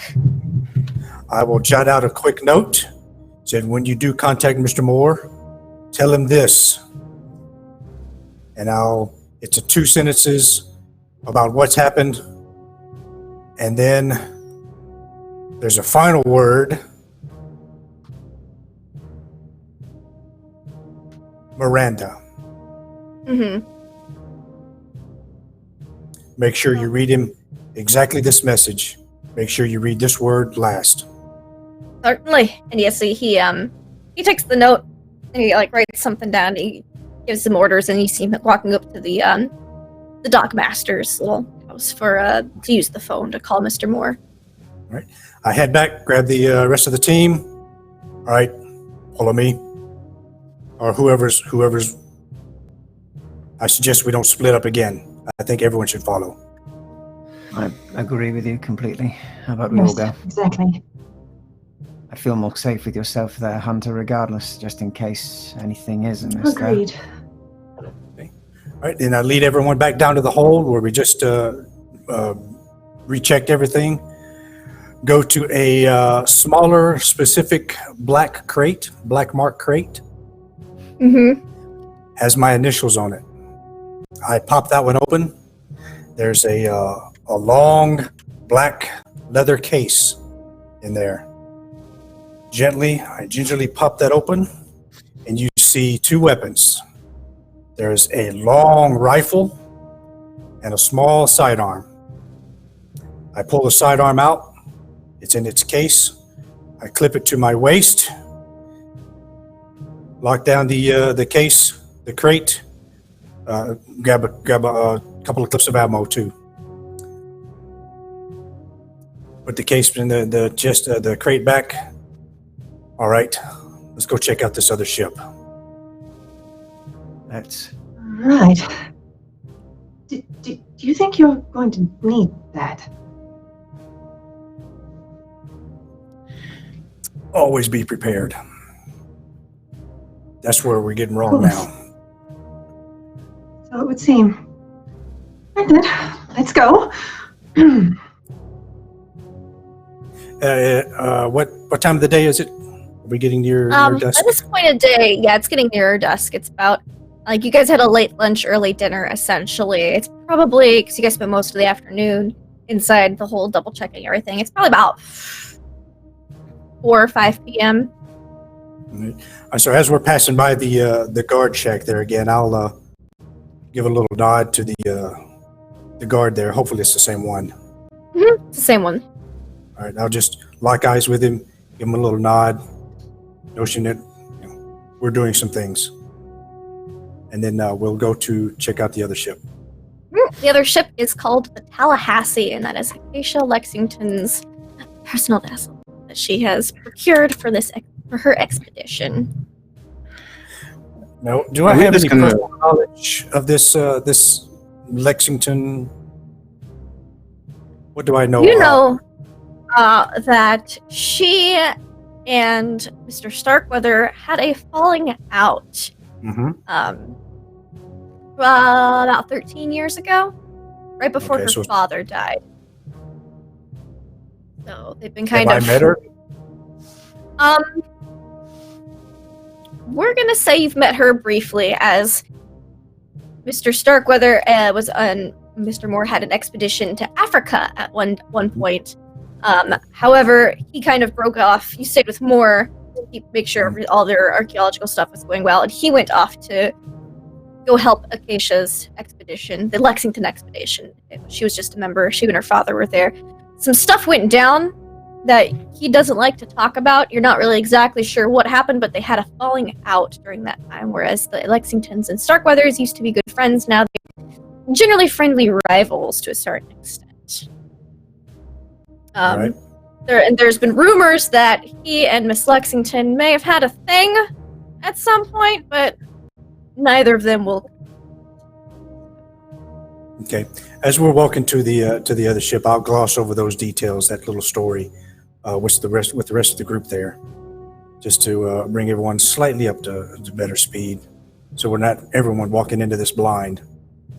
And I'll say to you, I'll say, so what's your plan, Hunter? Are we just going to barge in like ruffians? We haven't even been invited. We should at least give a courtesy phone call. I mean, we have no evidence that the lady in question has anything to do with this. That's correct. No, just play along. Just play along. We're not going to do anything rude. What's your plan, good sir? We're going to ask some questions. So I'm looking around. Is there a guard on the ship? There's tons of dock workers and crew members of her ship. Different outfits. They seem to have more of a uniformed theme, like color coordinated, compared to the Starkweather Moore expeditions. Like, we're wearing clothes, you're good. Like, hers are all they're all wearing blues and greens to show that they are with the Tallahassee, as the Tallahassee has a blue-green stripe painted all the way around the side. Looking for someone of rank. With some rank or authority. Yeah, you're able to see one of the ship's officers kind of with a checklist kind of going around, and he's yelling at another crew member who's kind of just like, and he walks away after receiving his yelling. Yeah, just turns around frustrated. Ugh. All right, I will motion for the doc to get a little closer. Stay close. Let me know what you see. And walk up to this the ranking authority there, and you notice he's standing next to a crate of sardines. okay, yeah. Someone else will have to catch that one, but I noticed that. So I put on a smile and got my pipe and, hey, how's it going? Yes, can I help you? Yeah, he's on the dock, Yeah, so he's next to the ship. Okay. Yes, Hunter yes, Merrill. can I help you? Hunter Merrill. Mr. Merrill. Structural engineer. I'm with the Starkweather Moore expedition. Oh! The ship over here. Yes, we've seen you across the way. Yeah, likewise. We just wanted to come over and see. And I point toward all the commotion out at the dockhead, the gate there. Any idea what's going on? Quite the commotion, it would seem. I sent a couple of my boys over to ask about, but apparently the police aren't releasing any information. Apparently someone's died is all that they're willing to disclose. Someone died. Apparently. Around most I flip likely, open I the notebook. guess. I look around at my crew and flip open a notebook here.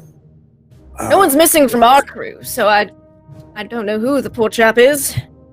Well, that was my next question. It doesn't seem to be any of ours. Well, maybe it's some dockhand or something.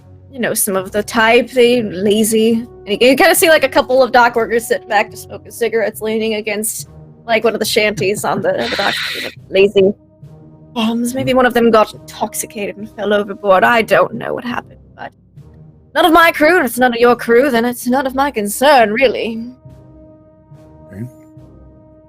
I'll nudge the doctor there a moment. Well, how are you? I'm Sebastian Wintercroft, doctor. I was wondering, is your captain aboard, or of course the lady herself? The captain is currently in discussion with Miss Lexington at the moment, and they've asked not to be disturbed. However, I can let him send a runner, let him know you're here. Please, if you would let them know that Sebastian Wintercroft is here. I just wish to discuss it with them once they're finished with their meeting. A few things, a possible investment. All right. I wish to help with this expedition in all the ways I can, of course. Of course. He looks like he's trying to place the name, but he just can't. Name's familiar. He just doesn't put it 2 and 2 with the newspapers, and so he sends a runner. He writes piece of paper down, rips it off the bottom of the clipboard, and hands it to somebody. Just slip it under the door. No, they don't want me to. Just go. First sardines. All right. While the runner's gone, I'll move everyone back a little way a bit from the guards there, and look at the doctor. So what do you see? So far, would I have been able to watch the man who is answering his questions, see if he knew any better with my psychoanalysis? You can give me a psycho. Yep, for sure. Brilliant. 68. Okay, my psychoanalysis is... Sorry about that, trying to find it on my sheet. No problem. A lot of stuff. 50, unfortunately. My psychology is 70, however. Gotcha. Okay, yeah, we'll say psychology would have been fine for this. That's generally enough to get see if someone's lying. So with that, he seemed to be... He was a little hard to read, mostly due to the fact that he seemed real frustrated, and kind of just like mentally exhausted, you would have been able to look at his clipboard, and you were able to see that things were crossed off, and then recrossed off, and then like it just looked like he'd been doing a lot of double checking himself. And he's starting to just kind of question everything a little bit. Very similar to how some of you all looked earlier this afternoon. Yeah.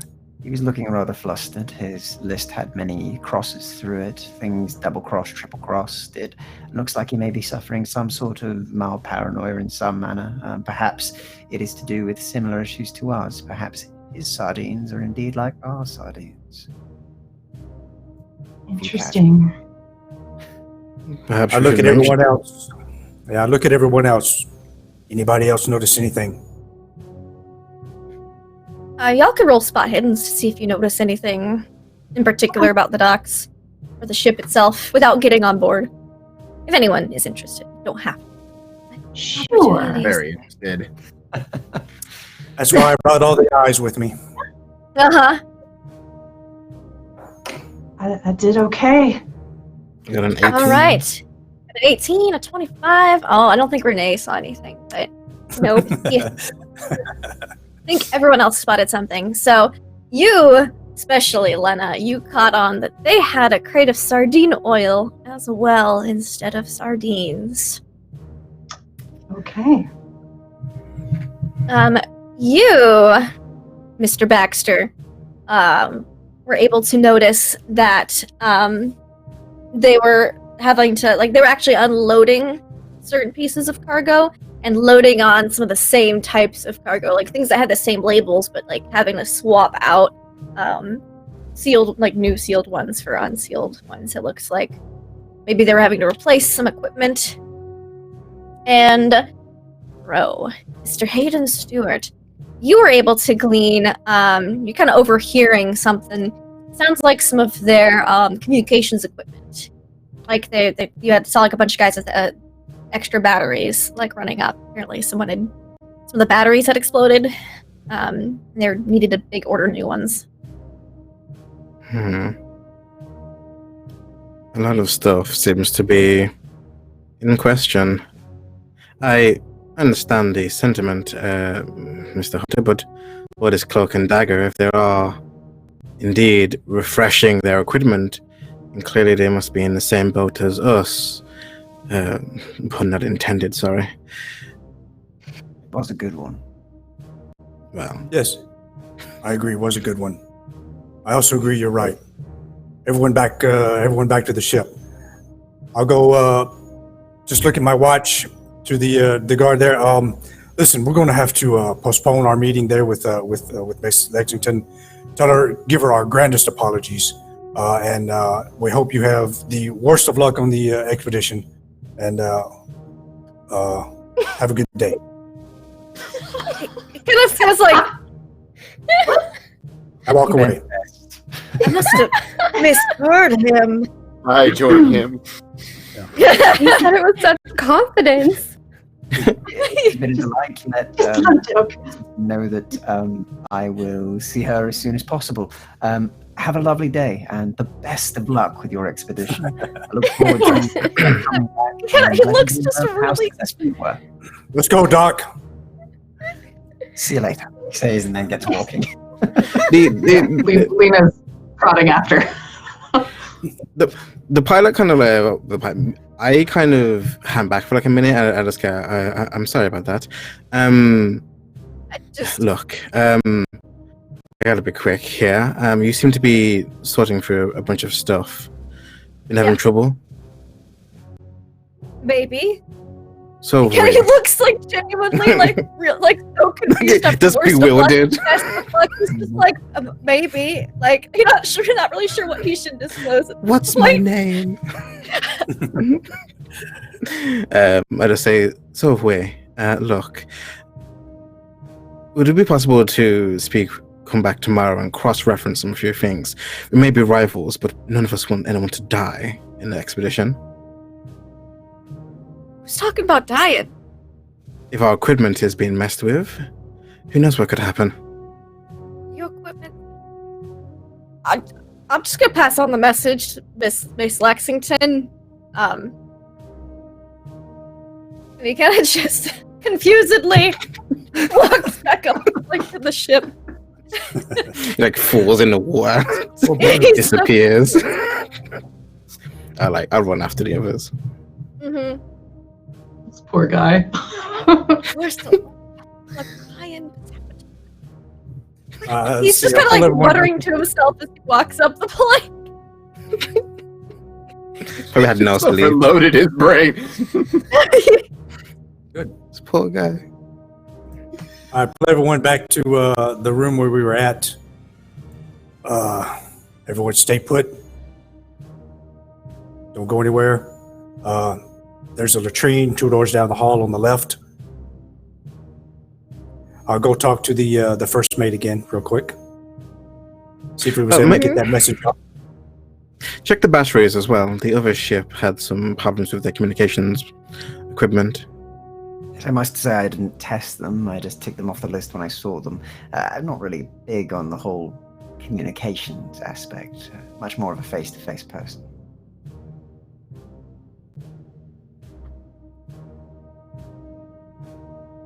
All right. So Go check with the first mate. You go back to the first officer, and he appears to just be. You see that there's someone on the ship now who's checking names as they come in. As crewmen loaded on equipment and stuff, it seems that they're actually like checking names, like a guest list. He seems to be First Officer Turlo just seems to be doing his own checklists at the moment. He says, Mr. Merrill, how can I help you? Again, I let Mr. Moore know you're. What was his reply? He requested that you all come back to the hotel when you can for a meeting. As soon as you're done double checking everything on your end. Will do. Thank you very much, sir. No problem. Best of luck to you. He just goes back to double check. All right. Let's see. Let's. Yeah. Let's. But before I go back to the stateroom, I go back to the guard shack. Mm-hmm. Is there's still a commotion going on out there? What's the status? It seems that the police officers have cleared away a lot of the press, and the body that you kind of saw, yellow taped away, has been taken away as well. There's a lot less people here. You still see like a couple journalists and reporters down the street, they're trying to get their scoop, but the bulk have dispersed and gone off elsewhere. There's just a couple real persistent stragglers, as there usually is. All right. I asked the guard there. Yeah. Hey, is there another way off this dock? A more a less obvious way off the dock? You could take another. There's a couple entrances. This is one. There's a few piers down. There's another one. What pier is that? What number? Right now we're on pier 26. You got to go down to pier 19. 19. Thank you very much. I'll. No problem. When does your guard shift end? What are your normal We duties? swap at 7 and 7. Roger that. Who's the next guy coming in? Charlie. I put down another 50. This one's for Charlie. Let him know we may be, the team here may be coming back, and we may be coming back in a hurry. Just a precaution. Right. I'll let Charlie know. And he slips it under the... Excellent. We'll see how far that goes.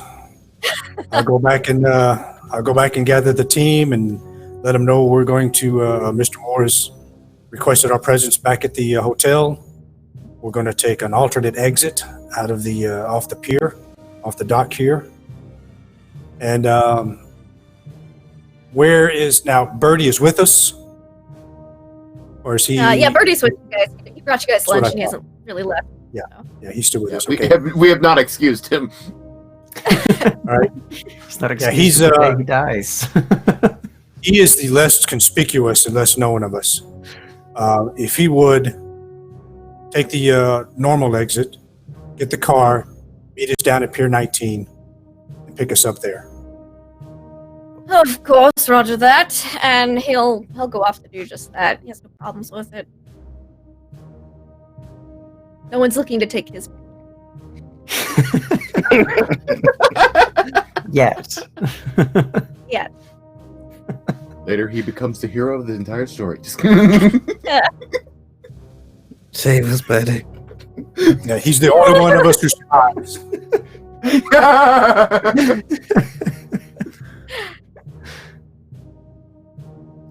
Alrighty, so you guys head out.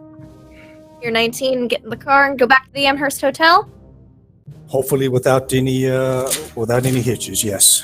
Yeah, there's no paparazzi and journalists down by Pier 19. It's all the action happened at Pier 26, and they don't think to go to Pier 19 to get their access that way. They're very driven and single-minded.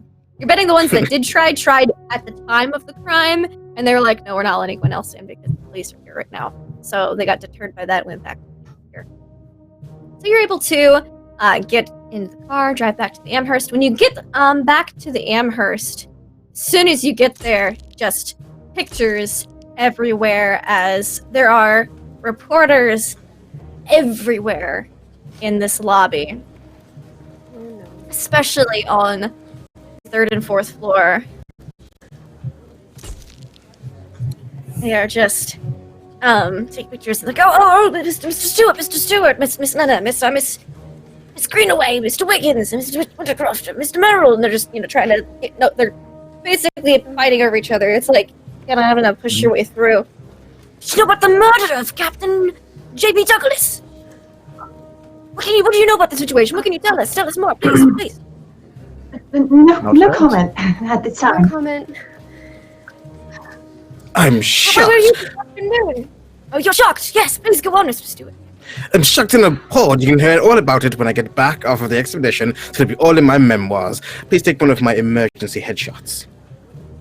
Oh, of course. They take a couple of pictures. They're a little confused as Hayden is just like walking and bluffing his way past this. Lena and Lois are commenting. Yeah.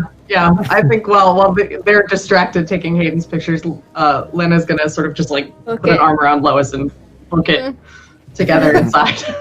How did the other three of you deal with this journalism attention and paparazzi, people asking you questions, shoving forward? I'm marching, taking a beeline right through to the hotel door. Everyone stay close and just go. Not even talking, not even acknowledging them, just pulling them out of the way. Make sure I pull my my old jacket close so that my pistol is unseen, and keep walking. The murder of Captain J.B. I imagine Baxter, as he's going in, he just has his sketchbook represented at his face, but it's showing off the walrus sketch of Sebastian. So if anything, he's covering his face, but he still is I can still advertise my art. Poof. Nice. Pretty good. What about Sebastian? Sebastian will be walking very calmly down. He'll be just kind of next to Hayden, just about listening to his emergency headshots and the like. And when he's asked questions, he'll will very politely ask questions back and just sort of throw them off a little by asking them how their day's been or where were they when it happened. He's very curious about that. And other than that, just helping promote Hayden in any way possible. Promoting his headshots and saying that he will be having a footnote in his memoirs also, in which he will possibly comment. I definitely pull you in then for a few shots. That's what you're doing. He'll give them a You guys are going politician mode. This is amazing.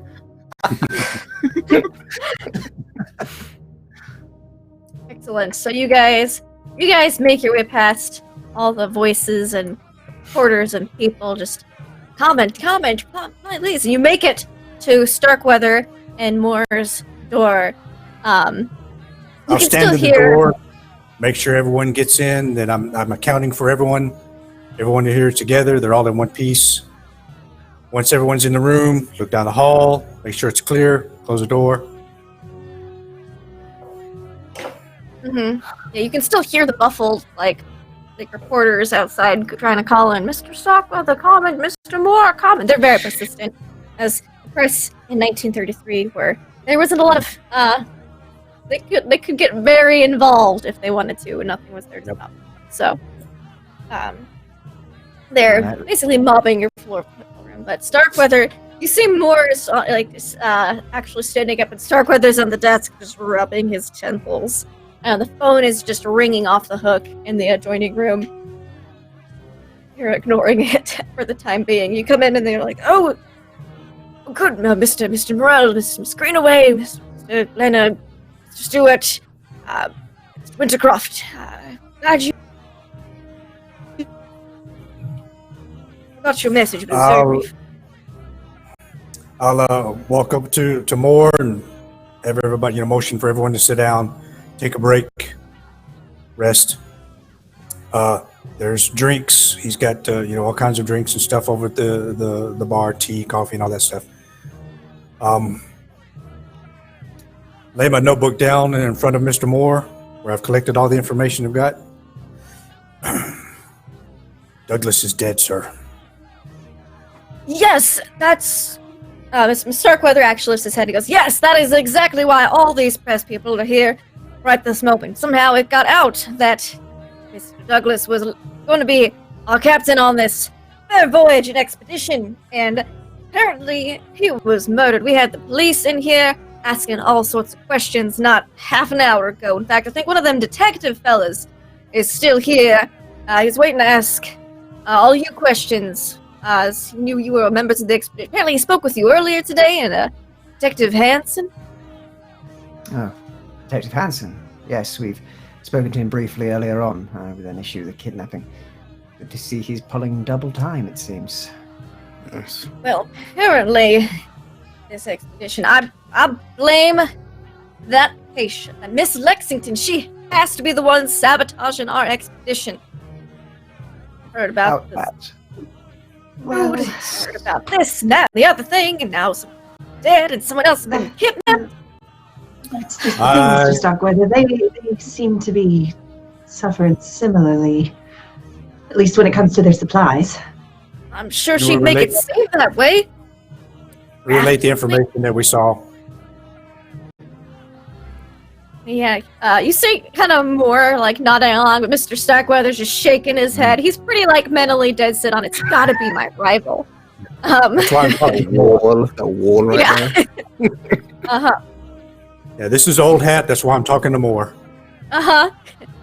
Well, this is quite disturbing, but it seems we've sorted out everything that can be sorted out. Well, instead of leaving in 5 days, we're aiming for 3. I've been able to get a lot of the business tended to for things that needed to be delivered, last things checked, fuel reservoirs reordered. I believe I've done all I can to speed it up. Able to shave off 2 days. We'll be out for New York, and we know it. But then, Miss Lexington, whether she's involved or not, she'll be on her ship, and we'll be on ours. So, Not to be rude, good fellow, but is really rushing the expedition while a full police investigation is on the way really something we should be doing? I mean, talking about our lives here, and if we find out more equipment's been sabotaged, we're kind of up the creek. well, Quite literally. that's why we are waiting to hear back from Mr. Detective Hansen. He's on the case. Apparently, he's one of New York's finest. Detectives used to be a private investigator. If anyone can be sorted and able for us to leave, it'll be him. Worst case scenario, we'll leave on our expected departure time. We are not stopping the expedition. Sometimes trials can take weeks and months, and if that's the case, then we all come testify when we return in February. If necessary, they might find the perpetrator behind all this, and we'll be off the hook. Just need our witnesses written down. Send it in. Be right at the court. So I'll look over at Baxter. So does this Hanson investigator chap ring any bells with you? We spoke to him back at the place we had lunch today. So, that was the first time I ever met him, so I can only assume he's a good person. All right. Sir, what should we do now? I think, well, we're going to have the pictures, some of the promotional shoot that was taken today, debut tomorrow in the paper. Hopefully that'll cover up most of the bad press of the murder of our captain. Either way, we're just going to keep on moving forward as if we're leaving in a couple of days. Really don't think there's anything else to do. Maybe try to avoid the press if you can. Lay low. Noxious. Yes, I'll definitely try doing that. Looks towards the window. How many days do we have until we're setting off if we cannot do that as soon as possible, of course? Yes, as soon as everything goes to plan, we'll be leaving in 3 days instead of 5. Worst case scenario, if delays and everything, I don't see us staying here longer than a week. Would I be able to perhaps take some more appointments at my office before we leave? Certainly, I don't see why not. Most of the things have been loaded aboard the ship as of today, and First Officer Turlo explained to me that you're checking, vetting people coming in and off the ship. Excellent idea. Thank you for implementing it, Hunter. The last things that are just going to be fuel and personal items and necessities, so any belongings that you wish to be brought aboard the ship, feel free to bring them onto the ship. You have, of course, clearance to come and go as you please. Other than that, it's just going to be, the last remaining necessities for the ship itself. And, of course, paperwork. And he kind of gestures to a stack he's got of, release forms, this form, insurance forms, this, lots of... Jeez. Do we have anybody who was close to the deceased captain on board or around any of their... I think he had a brother who lives in town or not too far away. We have kind of flips through some papers. Philip? Philip. Brilliant. And we'll get something to them, and we'll offer them a free session to help them with their grief in the next few days. Hopefully we can meet them, and I can aid them in any way I can. Sure, that would... they'd be appreciative. They may not have even heard. Indeed. So, it's also new. Sure, they'll hear about it in the paper in the morning. And Starkweather's just... Of course, gonna hear about it in the papers in the morning. Everything's gonna be in the papers. God damn these papers. Good, bad. Get right publicity. All right, y'all.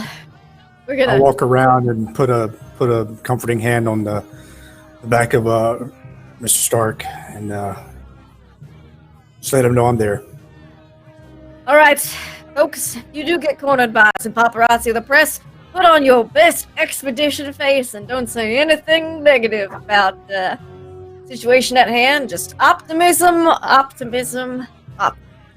Let them know how enthused we are about Antarctica and the wonderful discoveries that we shall obtain and bring back. Brimming with positivity. Yes. Our goal here. Meantime, I've arranged for room service to bring up everyone's dinners. Anything they might need, rather than having to go down to the hotel lobby restaurant, as it is packed full of journalists. So No kidding. Of course. all right. So does everyone wish to retire for the night? I think I have some business elsewhere later, but I believe we're to be questioned. Yes, if I recall, Officer Hanson was waiting in one of the libraries. Very well, should we get that over and done with then? Yeah, I agree. Very well. Wintercroft will take out a cigarette and then go into a pocket and realize he has no lighter or matches and just kind of look around. Then we got a light. Oh, And in mine. both hands go out. He'll take one and flick it open and light it. Thank you very much. All right, lead the way down to Mr. Hansen's location. Lois lingers behind a little bit as people kind of leave. I'm sorry. I didn't know what had happened to him when I saw his room. There's no way you I might have acted more urgently or I don't know, there's- something. The police have said it happened sometime early in the morning, late at night. There's no way you could have known. I didn't know until the police contacted. Thank you for checking in. Right. But probably, since you visited his hotel room, Mr. Officer Hansen will probably have questions. Right. Right. I can answer them to the best of my ability. I'm sorry it happened at all. Couldn't we help? Did your best. Okay. All right. See you later. Good luck with everything. Thank you. And he kind of just places like a big mound of paperwork in front of him. And Starkweather goes to the phone that hasn't stopped ringing. Since you guys have to put it there and finally answers it. Yes, Starkweather, the Starkweather Moore Expedition. How can I help you? All right, You all now to- leading everyone down. Mm-hmm. So you lead everyone down. I like to place my head onto Lois and just look at her. You all right? You can be honest with me. Yes. Yes, just a little in my head, you know.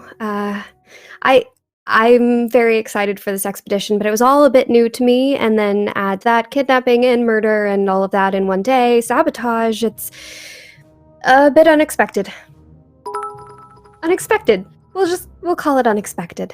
Yeah, pretty much. Yeah, I'm on the same boat as you. Because since I saw you were going through same systems as me, I wanted to make sure, let you know you're not alone. Yes. I'm trying to focus on what I can do. So what I can do is catch up to everyone and stay positive for the press. And if I can do all of that and, you know, my job, well, I'm doing the best I can. Proud of you. All right. Anyway, we don't want to leave Hunter waiting. Of course. All right. And so with that, you guys head into the lobby. Or not the lobby, the study. And inside the study, waiting for you, kind of just smoking a cigarette and flipping through his notebook, is Officer Hansen.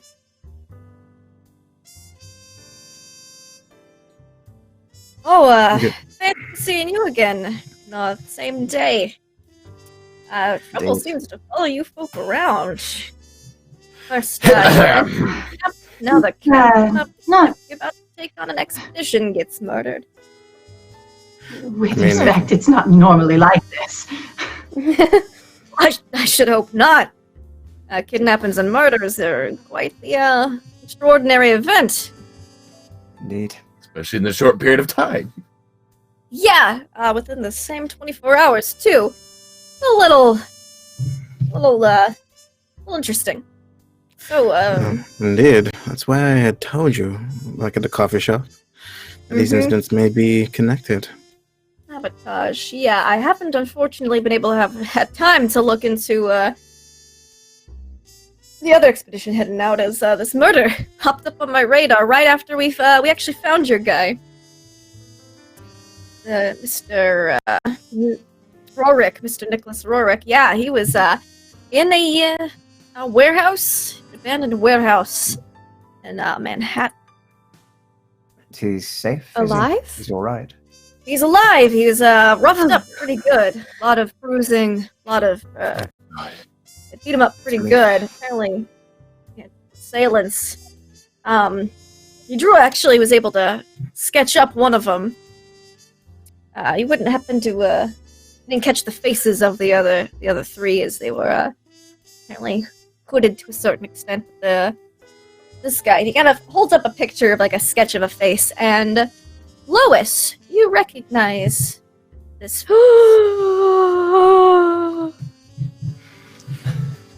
This is the man who bumped into you in the hallway. Yes, I knew it. That is the man I saw, the one I mentioned earlier. Same guy? Same guy. Interesting. Detective Keep going. Hansen. Okay, so I was actually at the captain's hotel room earlier this afternoon. Yes, I went to go check on him to see if he needed anything in way of the expedition, anything that we could do. And when I got there, this man bumped into me in the hallway as I was going to the room. And then when I got to the room itself, I knocked several times. No one answered, but the door was open, and so I just looked inside, and the whole room was trashed. Actually, not long after that is when we saw you at the cafe, and I had just called Dr. Moore about it because it was all rather strange, but we had kind of passed it off as perhaps he'd gotten drunk, or, he had a pretty traumatic experience the first expedition. Yeah, I got what you're saying. Thank you. I'm just all very It's muddled. been a long day for you guys. So you Yes. saw this man who kidnapped and interrogated Mr. Rorick in the hotel that Mr. Douglas was staying at. Yes. These cases are more related than I thought. Write some more things down. Out with it, Hanson. Who is he? Fortunately, I don't have a name. We just got a face. Mr. Rorick didn't have any names. Mr. Douglas, however, being part of his crew, barely knowing him a little bit. It looked like he was beat over the head last night. We're not sure if the coroner hasn't been exhumed the body yet, so we're not sure if he was drowned because he was unconscious, or if the blow to the head took him out and then he got shoved into the water. Either way, Mr. Douglas is no longer among the living. We've sent word to his nearest of kin, and now it seems we have a face to go on as well. Potentially, we have another potential suspect. Could I possibly take a look over the face and see if I can recognize it at all? If Yes! it's somebody I know of or have seen before. Yeah, I want to join in on that too. Yeah, you guys can give me history checks to see if you know this man or you've seen him in passing before. Give you what checks? History check. History. If we say Well, history. All right. While they're doing that, I will scribble down in a separate sheet on my notebook and tear it out, hand it to Hanson. It's the information I got from the guard log about when Douglas signed in, the names that were above and below, times. Just a bit of information he may not have. All right. Thank you very much. Now, this is some information I got here. So, got us names. I got the whole list, but maybe one of these names will cross-reference with something from that hotel. Train of thought. Yeah, it's fine. So, we've got these names. I don't think any of you guys have seen this guy before. It looks like the guy who was holding the gun, but aside from that, you haven't seen him. Lois, you haven't seen him anywhere before. No, sorry. Do you remember, Mr. Rorik said that he had, you mentioned he had a package for you. I hate to inform you that this package was stolen. He was apprehended and interrogated. So, do you know if Mr. Douglas maybe had anything that these guys wanted, and maybe it got a little rough and he wound up dying instead of just getting roughed up? Not that I know of, but I mean, anything could have been taken from his room. It was a mess. All right. I suppose we'll send a team of the boys over to go through that room, see if there's anything that turns up.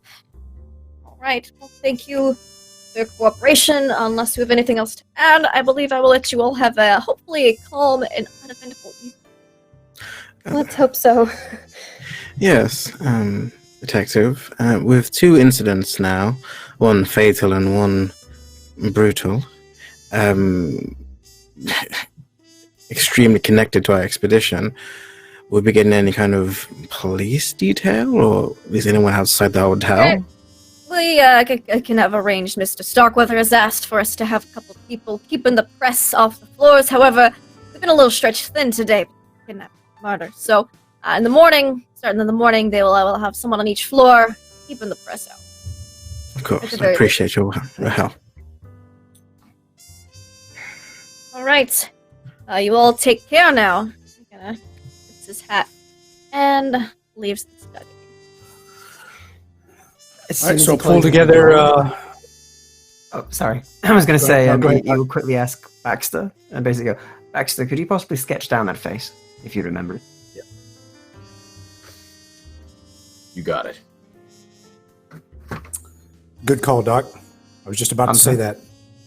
I do actually have Also, Baxter, Yes. you said that Rorik was trying to get a document delivered to Starkweather and/or Moore. Yeah. Did he have to say what that document was about? Yeah, did the letter say anything about that, Keeper? Nope. He had a package that he needed to get to. Hansen didn't mention anything about it either.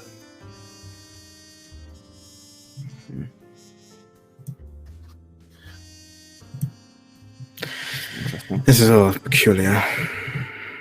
Indeed. Hunter, there is actually something in regards to that last case that I wish to actually bring to you. I might indeed know a person who could shed some light on the situation, though doctor-patient confidentiality and all of that, but I was hoping that perhaps you could come with me to meet them. They may be able to give us some more answers on who this person might be. But I'd rather have you around just in case something kicks off. As far as I'm concerned, our expedition has already started. Brilliant. We're all I'll in this try- together. We're going to stick together. And I will look forward to aiding all of you in the ways I can. I'll try and set an appointment with him, a last-minute one, at my offices. I'll make him call probably tonight to see if he's available, and if he is, I'll give him one on the house. I'm sure he'll be happy to hear that. If you could assist in coming with listening, you're all welcome to, of course. We'd set the meeting for tomorrow morning. Definitely. I shouldn't have any plans, but something does come up. I definitely know I'm going to have a stiff drink tonight. Probably in the bar. Good lemon juice, I'm sure. You say it smells a little bit. Admittedly, that's sounding like a very good idea. Is there anything I can assist anybody with? Feeling a little bit spare at the moment. Actually, yes. Well, both of you, Lois and Lena, giving you both of a scientific leaning. I was wondering if in the morning when I have my appointment, you would wish to be there as understudies, so to speak. You may be able to catch things that I don't. It might be worth having more ears and eyes in there. Yes, of course. I'm happy to. Brilliant. Thank you. No, thank you. The help will be much appreciated. It won't be like my normal appointments, so therefore having you there would be brilliant. Right. It just also gives us something to do. I think Exactly. sitting around here would be maddening as it were. Yes. Indeed. Already racking the nerves more than a little. Well, a drink invitation for the bar is open for anyone who wishes to join, of course. Certainly join you. Very well may. Might even have a cigarette, and I'm not a smoker. Well, I've got plenty. Say, bring out one of his 10 packets, and we'll just hand you over a packet. Oh, thank you. I came stocked for an With a try.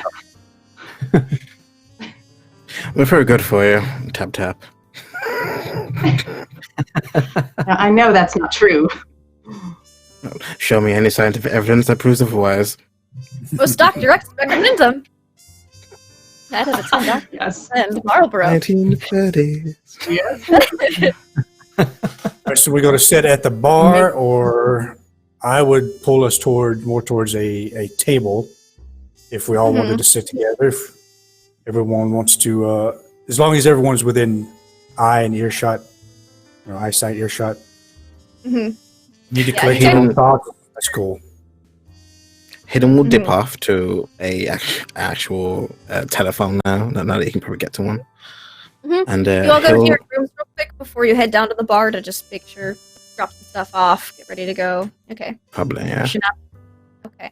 When As- oh, Baxter and Lois get to their rooms, they each have notes. Looks like a telegram for Baxter, and a note has been slipped under Lois's door. Are all our rooms on the third floor? How close together are they? They're all right across the hall from each other. All right, make sure everyone knows each other's room number, so we all know where we're staying. Lois will pick it up and read it. Excellent. So you read it, and it says, "Dear woman of science, soon you will go down far away to the cold and the white ice and the old things that wait and move and work and plan. Do not, Blessed Mary hears me beg you to stay. Do not wake the sleeping one there. Do not pass the prison walls of black and white, cold ice and time. The cage must not open. Let the dead and the dying hold closed doors. I have listened to his dreams. I have seen its form within his mind, for he has seen it and he knows it must be free, and he will stop you if you go. Turn back or we all die. A friend." And it's in very shaky, unsteady writing. Oh, what?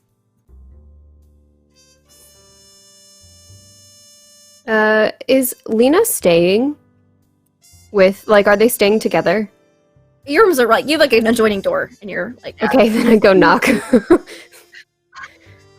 All right. Lois, what is it? She'll open the door. There was a note. I would show it to her. She'll read through it. Do you think it's a prank? Someone from the press, maybe?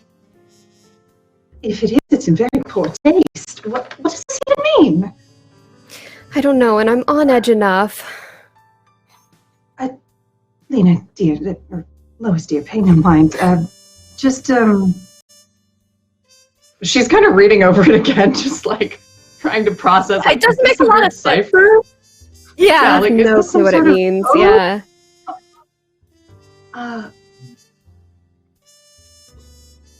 What? Who is this Why don't we he take that it this- refers to? I don't know. Why don't we take this with us to In every instance, Miss it is capitalized. Oh. some sort of occult references, perhaps? Why don't we let Sebastian take a look at this? He seems a learned man. We He got might. out of the lab in about 10 minutes. So. Or, It's true. What on earth? and Baxter. So, yeah. Yelena. Oh, go ahead. Baxter, your note it looks more like a telegram. It reads, "Dear Mr. Wiggins," stop, because that's how telegrams are read throughout the day. There's always a stop at the end. "Dear Baxter Wiggins," stop. "I regret that we were unable to have our meeting this afternoon," stop. "However, I am all right and still desire to meet with you and your team," stop. perhaps you could join me at my hotel tomorrow morning for a late brunch stop, and then it gives you the address. It's a nice hotel.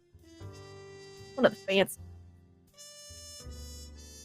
Like, he kind of rubs his eyes, make sure he's using the name right. Mr. Rorick.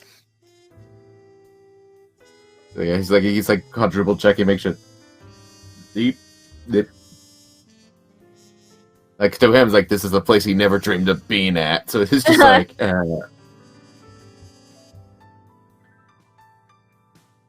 he's just debating, like, does he let the team know now or when it's more convenient? Because he's like, to him, it's like he's had the longest day in his life. Yeah. So it's just where he's ready to retire, but it's like, is this urgent or not? Mm-hmm. And so while you're debating on that, when everyone meets down in the bar in about 10 minutes time, Hayden, you're making a phone call. Yes. Also as well. I go into my room and I go into my case. And I don't know this, but what's like the gun carry in this time when I'm in New York? So America's very pretty. Guns are great, like usual. So you can have a pistol or a rifle. Shotguns are a little harder to obtain, but pistols and rifles in the U.S. were fairly easy to. Okay, so I just kind of like get my case, get my holster, and we just see me like kind of putting it on. I get out my 45 automatic pistol and I kind of like holster it, and I put my jacket, my suit jacket on, and I go make a call. Okay, who's it you were calling? Well, you never told me her name, but she was such a nice waitress. Okay, her name is Holly. Holly, okay. I'm gonna give. I'm guessing there was like a time I should be like off work and best time to call her or something. Because yeah, and I do that. All right, call her up here. Hello. Hello, Holly. It's Hayden Stewart here. Oh, Mr. Flyby calling.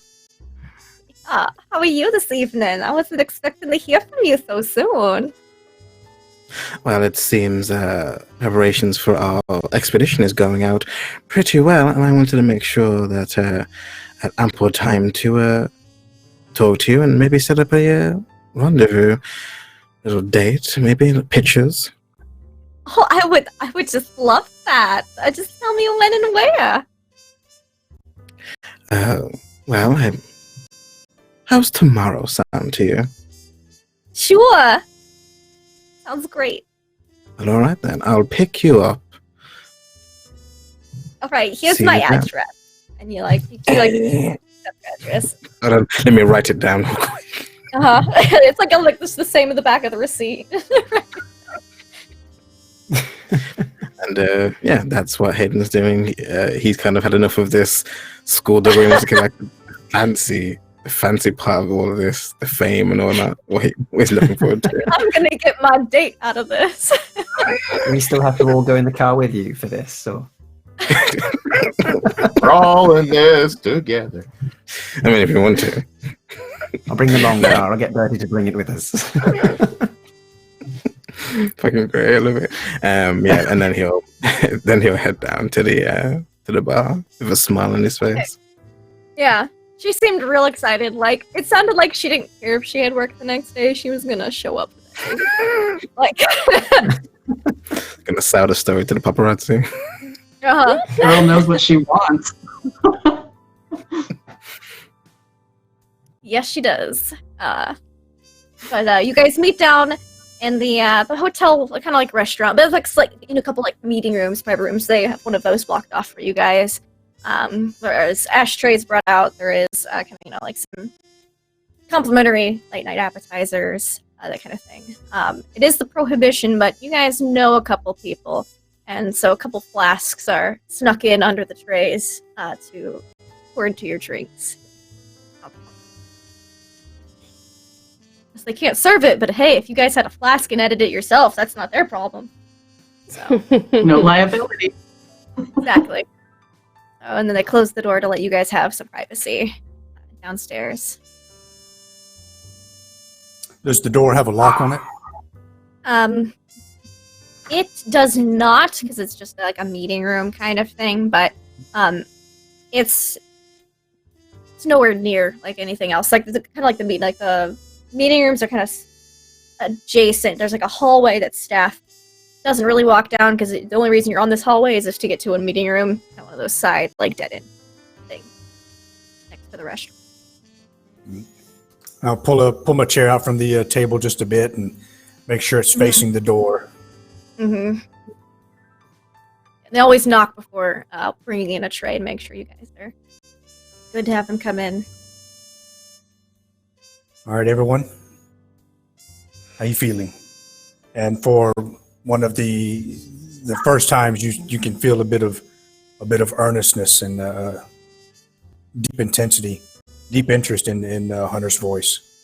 I'm looking everyone in the eye as they speak.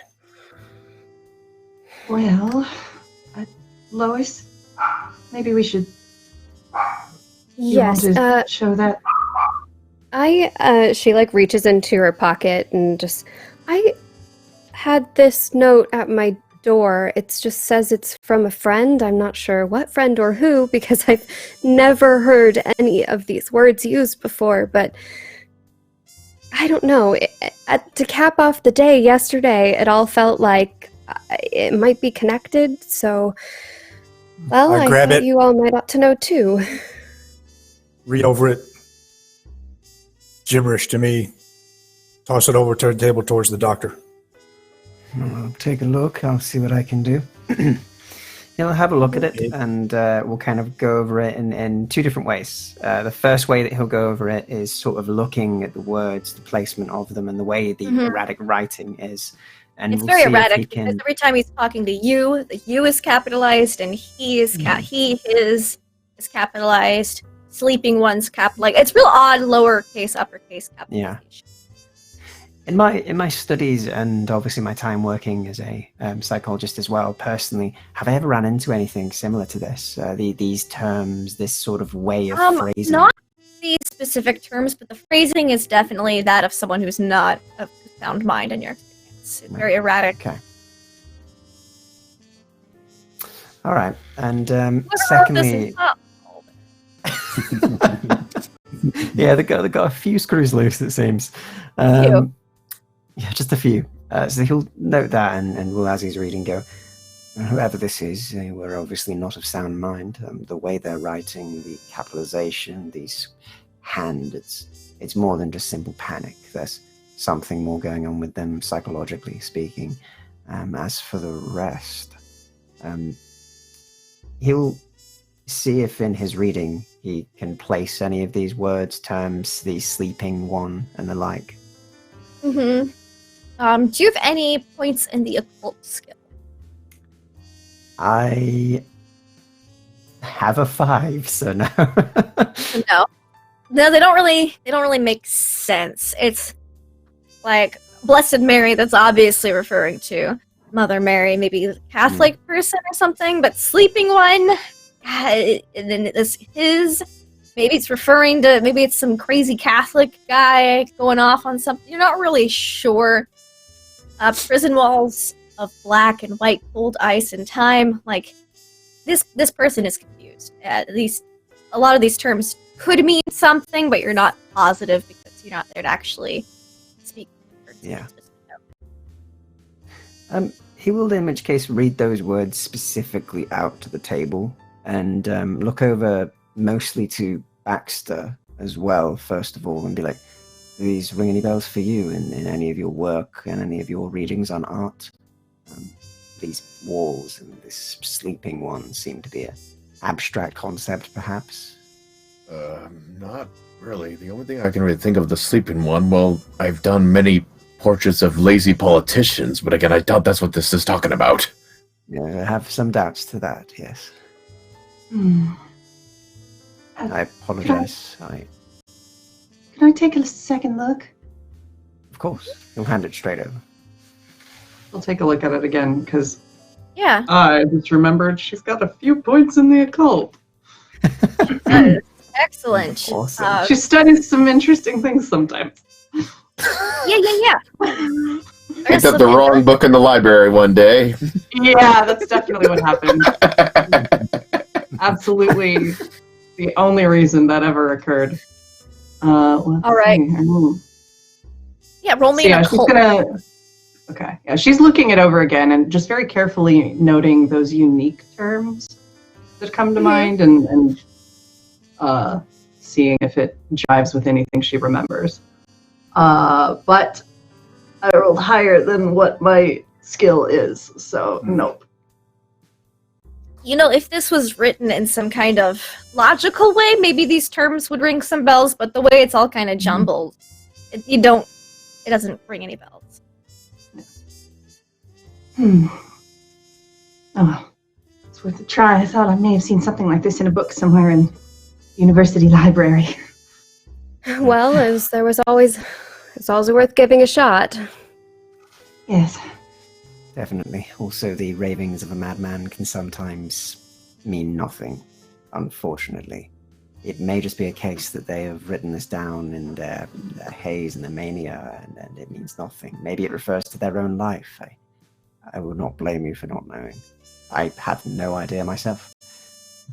Do you think that maybe it could be, I don't know, connected to the sabotage? If someone is trying to stop us from going down to Antarctica and is trying to explain a reason in this message, or alternatively, perhaps they could know why someone would. Actually, another good question is, how did they get past everyone to slip this under your door? Yes. I would imagine after all the security around here, yes? So is it someone that could have already been here? The terming, "we will all die." Reference to them being on our expedition, perhaps? Somebody that we know. That might explain a thing or two. Feels glass. How many I'll are push the note back over to Lois. Keep that secret. Keep it safe. Hunter, how many number on our crew? I was hoping she would say that. That's called feeding. I believe was there's that 56 members on the How many do we have on our crew, numbers-wise? 50? I think there's 56. Or 50. 56. Because you guys are 6, so 50. Right. 56. 56 and 3 days. Very well. It might be worth me having short sessions with the crew members, taking some time with each, maybe 20 minutes. That's something you would have done long before now. You would have been an integral part of the vetting process for everyone that was coming in. So probably have at least a page of notes on everyone. Yeah, you probably have. I'd say you definitely would have, at least for the major crew. Like for these guys, because they're considered the creme de la creme of the expedition, as they're not just I'm just the mechanic. I'm the guy who swabs the deck. You know, they're not those guys. You would have given like a brief eval to each of those as part of your psychologist. Brilliant. In which case, is there any that were slightly off or a bit more nervous? Some that I'd noted as possibly being not a problem, but something of concern. You'd probably have to go through your notes in your office, as it's been a couple months since everyone's signed up for the expedition. But you could definitely go through there. It's been some extra time. You can probably even start try to compare handwriting notes. Everyone had to sign their waiver of mental health as well. Great. In which case, then, I might have a lead on this, so to speak, but I will need some help looking through it. There's a lot of paperwork involved. It will maybe take us a few hours to go through if you would all assist me. In my office tomorrow, we will be there anyway for our morning appointment. Perhaps sometime after we could go through my paperwork on the crew, see if we can match up the handwriting, and also see if there are any that were of concern when I had my initial evaluations. Yes, that sounds like a good idea. Brilliant. It does. It sounds like a rip-roaring good time. I'm afraid, though, dear fellow, I won't be able to join you on that little outing. I see. That works. Actually, that will work well for us, Hayden. We're going to need kind of a smoke screen for the next 3 days. And thank you for volunteering. For what? You're going to continue taking all the interviews, continue getting all the photographs. You're going to make sure that the press sees and hears all the positive things that you have to say about our expedition. Ah, yes, well, I'll certainly get to do that when I get the chance, dear fellow, but that wasn't what I meant. I more or less have a date, and I'm going to enjoy my...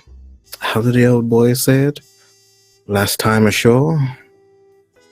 Mm-hmm. I understand that. And how flashy is this date? Oh, well, you've actually met her. Remember the very kind waitress? No, I meant how flashy, how big is this date? Oh, it's only the picture house. Nothing too buoyant. Well, how about I give you a little bit more money, you make it a bit more grand, make a bit more of a smoke screen, so to speak. Have a lovely night out on me. I won't say that to that, dear fellow. Brilliant. I'll give you some money. I will Excellent. let Bertie drive you around in the nice car. You could actually probably just tell Bertie to set up an exorbitant date and just be like, okay, sir, it's time to go to here, and like just schedule the evening for Hayden. Brilliant. I'll tell Bertie right away to schedule an Bruce entire Wayne's going evening. out. I'll look at Hayden again. Just remember, we've got, you said it yourself, we've had one brutality and one murder. Watch your back.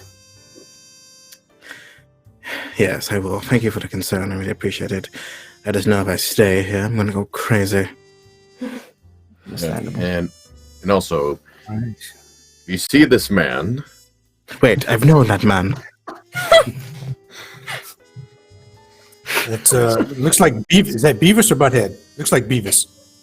Listen, I'm a cartoonist. I can't do actual figures. But you get the gist. For this man, short hair, like slight scars on left cheek, like a little bit of a double chin, very dirty looking. Mm-hmm. All right. I don't want to bother drawing clothes because most likely they don't wear the same clothes twice. That would just confuse you. Exactly. All right. So, with that, does Baxter inform them of his brunch tomorrow with Mr. Rorick, or does he keep that to himself? Yeah. I was going to make it a point to ask. Yeah, it was basically, it's like, and other than my share of a little bit of artwork, he just slips it the note, plays it in front of everyone. What is it with these damn notes? Now, listen, it's not crazy as the other one, I promise. And I take it and read it. Telegram. What does it say again? I forgot. It says, dear Mr. Wiggins, apologies, our meeting was never concluded today. I'm all right, but a little worse for wear. I would still love to continue our discussion. Please meet me in my hotel room tomorrow for brunch. The address and room number of his fancy schmancy hotel. Pass it to the doctor again. take a look, note the time, Yep. and we'll sort of nod. Very well. I'll make sure to arrange our appointment a little later. Make sure that we can deal with this first. I'll go and make a call and see if I can arrange that soon. All right. You're able to make a call. You're able to make an appointment with your contact. You guys have your plans for the next morning and afternoon of tomorrow, and that, as everyone goes off to bed to dream of who knows what, we're going to end our session here for the evening. Yeah. And that Okay. concludes episode 2 Beyond the Mountains of Madness. A very intense and interesting session today. So we're going to go around the cast and crew, say who we are, where we can find you on the internet, and just go from there. So we're going to go in reverse order from last time. So we're going to start with Mr. Sebastian Wintercroft, Hollowtail. Oh, so I'm a Hollowtail. You can find me on Twitter at a Hollowtail, and you can also find me on YouTube at Hollowtail. I do RPG-related content, analysis of systems, breakdowns, things like that, along with some little tip videos. So, yeah, and you'll find me here every Tuesday playing Sebastian. Thank you for having me. Excellent. Thank you very much, Mr. Pilot Man, who's got a date for the next session. Yeah, you gotta be that rude waitress again. I'm looking forward to it. Yeah, I am Pro Restarter. You can catch me on Twitch, Twitter, YouTube, and Instagram. You can catch me here on Saturday at 8 p.m. EST playing Unrestful Hearts with Grant Ellis and a great cast. And on my channel coming next week, you can find I'm going to be in 15 shows, or a slew of RPG games throughout the week for all of you. So get ready for all of that. Thank you for having me. I look forward to next week. Awesome. Little Cup of Joe. Hi, I'm Jess, Little Cup of Joe, and I'm currently dealing with an unruly cat. No joke. You can find me here, obviously, and on a few other channels, but just follow me at Little Cup of Joe on Twitter for the schedule. Yeah, I think that's about it. Awesome. Mr. Jim Immersion. Yeah, thanks everyone. I'm Jimersion, Jim Marino, Jimersion across all the internets. Another good time here, trying to come out of this calm shell that I've been holding on to. But yeah, I think this game is going to break him. We'll see what happens. But yeah, I write geek content all across the internet, mostly Geek and Sundry, but you can search my content, video games, board games, tabletop role-playing games, technology. Also done a lot of military history, current military affairs, stemming from my Army career. But just anything that I love to geek about, I love to write about it also. So and you can see me here every Tuesday. I have my own Twitch channel with a schedule down there that where I'm getting into a regular mode of streaming.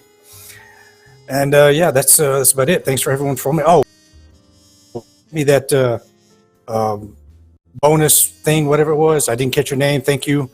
I'm going to go back and rewatch and make sure that I catch your name and give you a direct thanks for that. And hopefully I'll be able to put that in here into operation soon.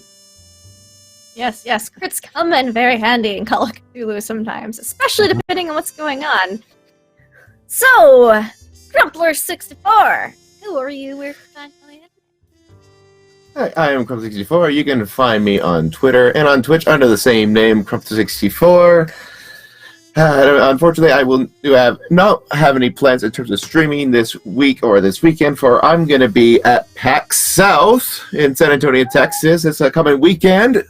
You will most likely find me hanging out with the Web DM crew. So Jim Davis, Jonathan Pruitt, them. You will mostly see me with them. So, gosh, this session, even though I did not say much, I felt like I was channeling Baxter hardcore, and also you can kind of tell like why I design logos and not people. You did great. No, thank Love it. Absolutely love it. I want to say a compilation of all of Baxter's doodles by the end of this and see. Oh, I'll make like I said, I'm saving these. I am not getting rid of these. Excellent. And we have Miss Renee. Hi, I am Renee Rhodes at RayDNR on Twitter, at RayDN pretty much everywhere else. I am a freelance writer, social media manager. Hi, Daddy, I love you. And I do a lot of like social media work and writing and editing. I love writing geek stuff as well. You can also check out the podcast that I DM for. It's a cast of all women, family friendly, at Fate and the Fable Maidens, which is at fatefmcast.com or FateFMcast across social media. I play on Nerd Immersion on Monday nights, alternating Mondays on here on Tuesdays, and then on Scraticus on Wednesdays. And I'm launching my own Twitch channel like tonight, like in like 30 minutes, and I'm really excited about it. So I'm having a whole party and playing Kingdom Hearts. So anyway, things are going good, and I'm doing a lot, and I'm loving every minute of it, especially this game. It's been a ride so far, and I know it's only going to get more wild from here. So thanks, y'all. Awesome. And I am Laugh Love Lindy, the keeper of today's episode. I had a super awesome fun time, so I love seeing the cogs just turning in all your heads, because I know what's going on for once, and y'all don't. It's such a weird feeling being on the other side of this. But I love it. I can't wait to see how you guys figured it all out and get down to Antarctica, because it's going to be soon. I'm real excited, but you can find me online at Laugh Love Lindy on the Twitches and the Twitters, where I play in and DM many tabletop RPGs. In fact, tonight and about an hour from now, I will be streaming Mists of Ravenloft on my channel, so if you like spooky 2nd and 1st edition Ravenloft modules bumped up to 5th edition, you should check that out. In addition, you can just find my schedule on my Twitter, or I'm post whenever I'm going live and stuff. So, with that, we are going to figure out, and I believe the next show will be taking over shortly, so goodbye, everyone!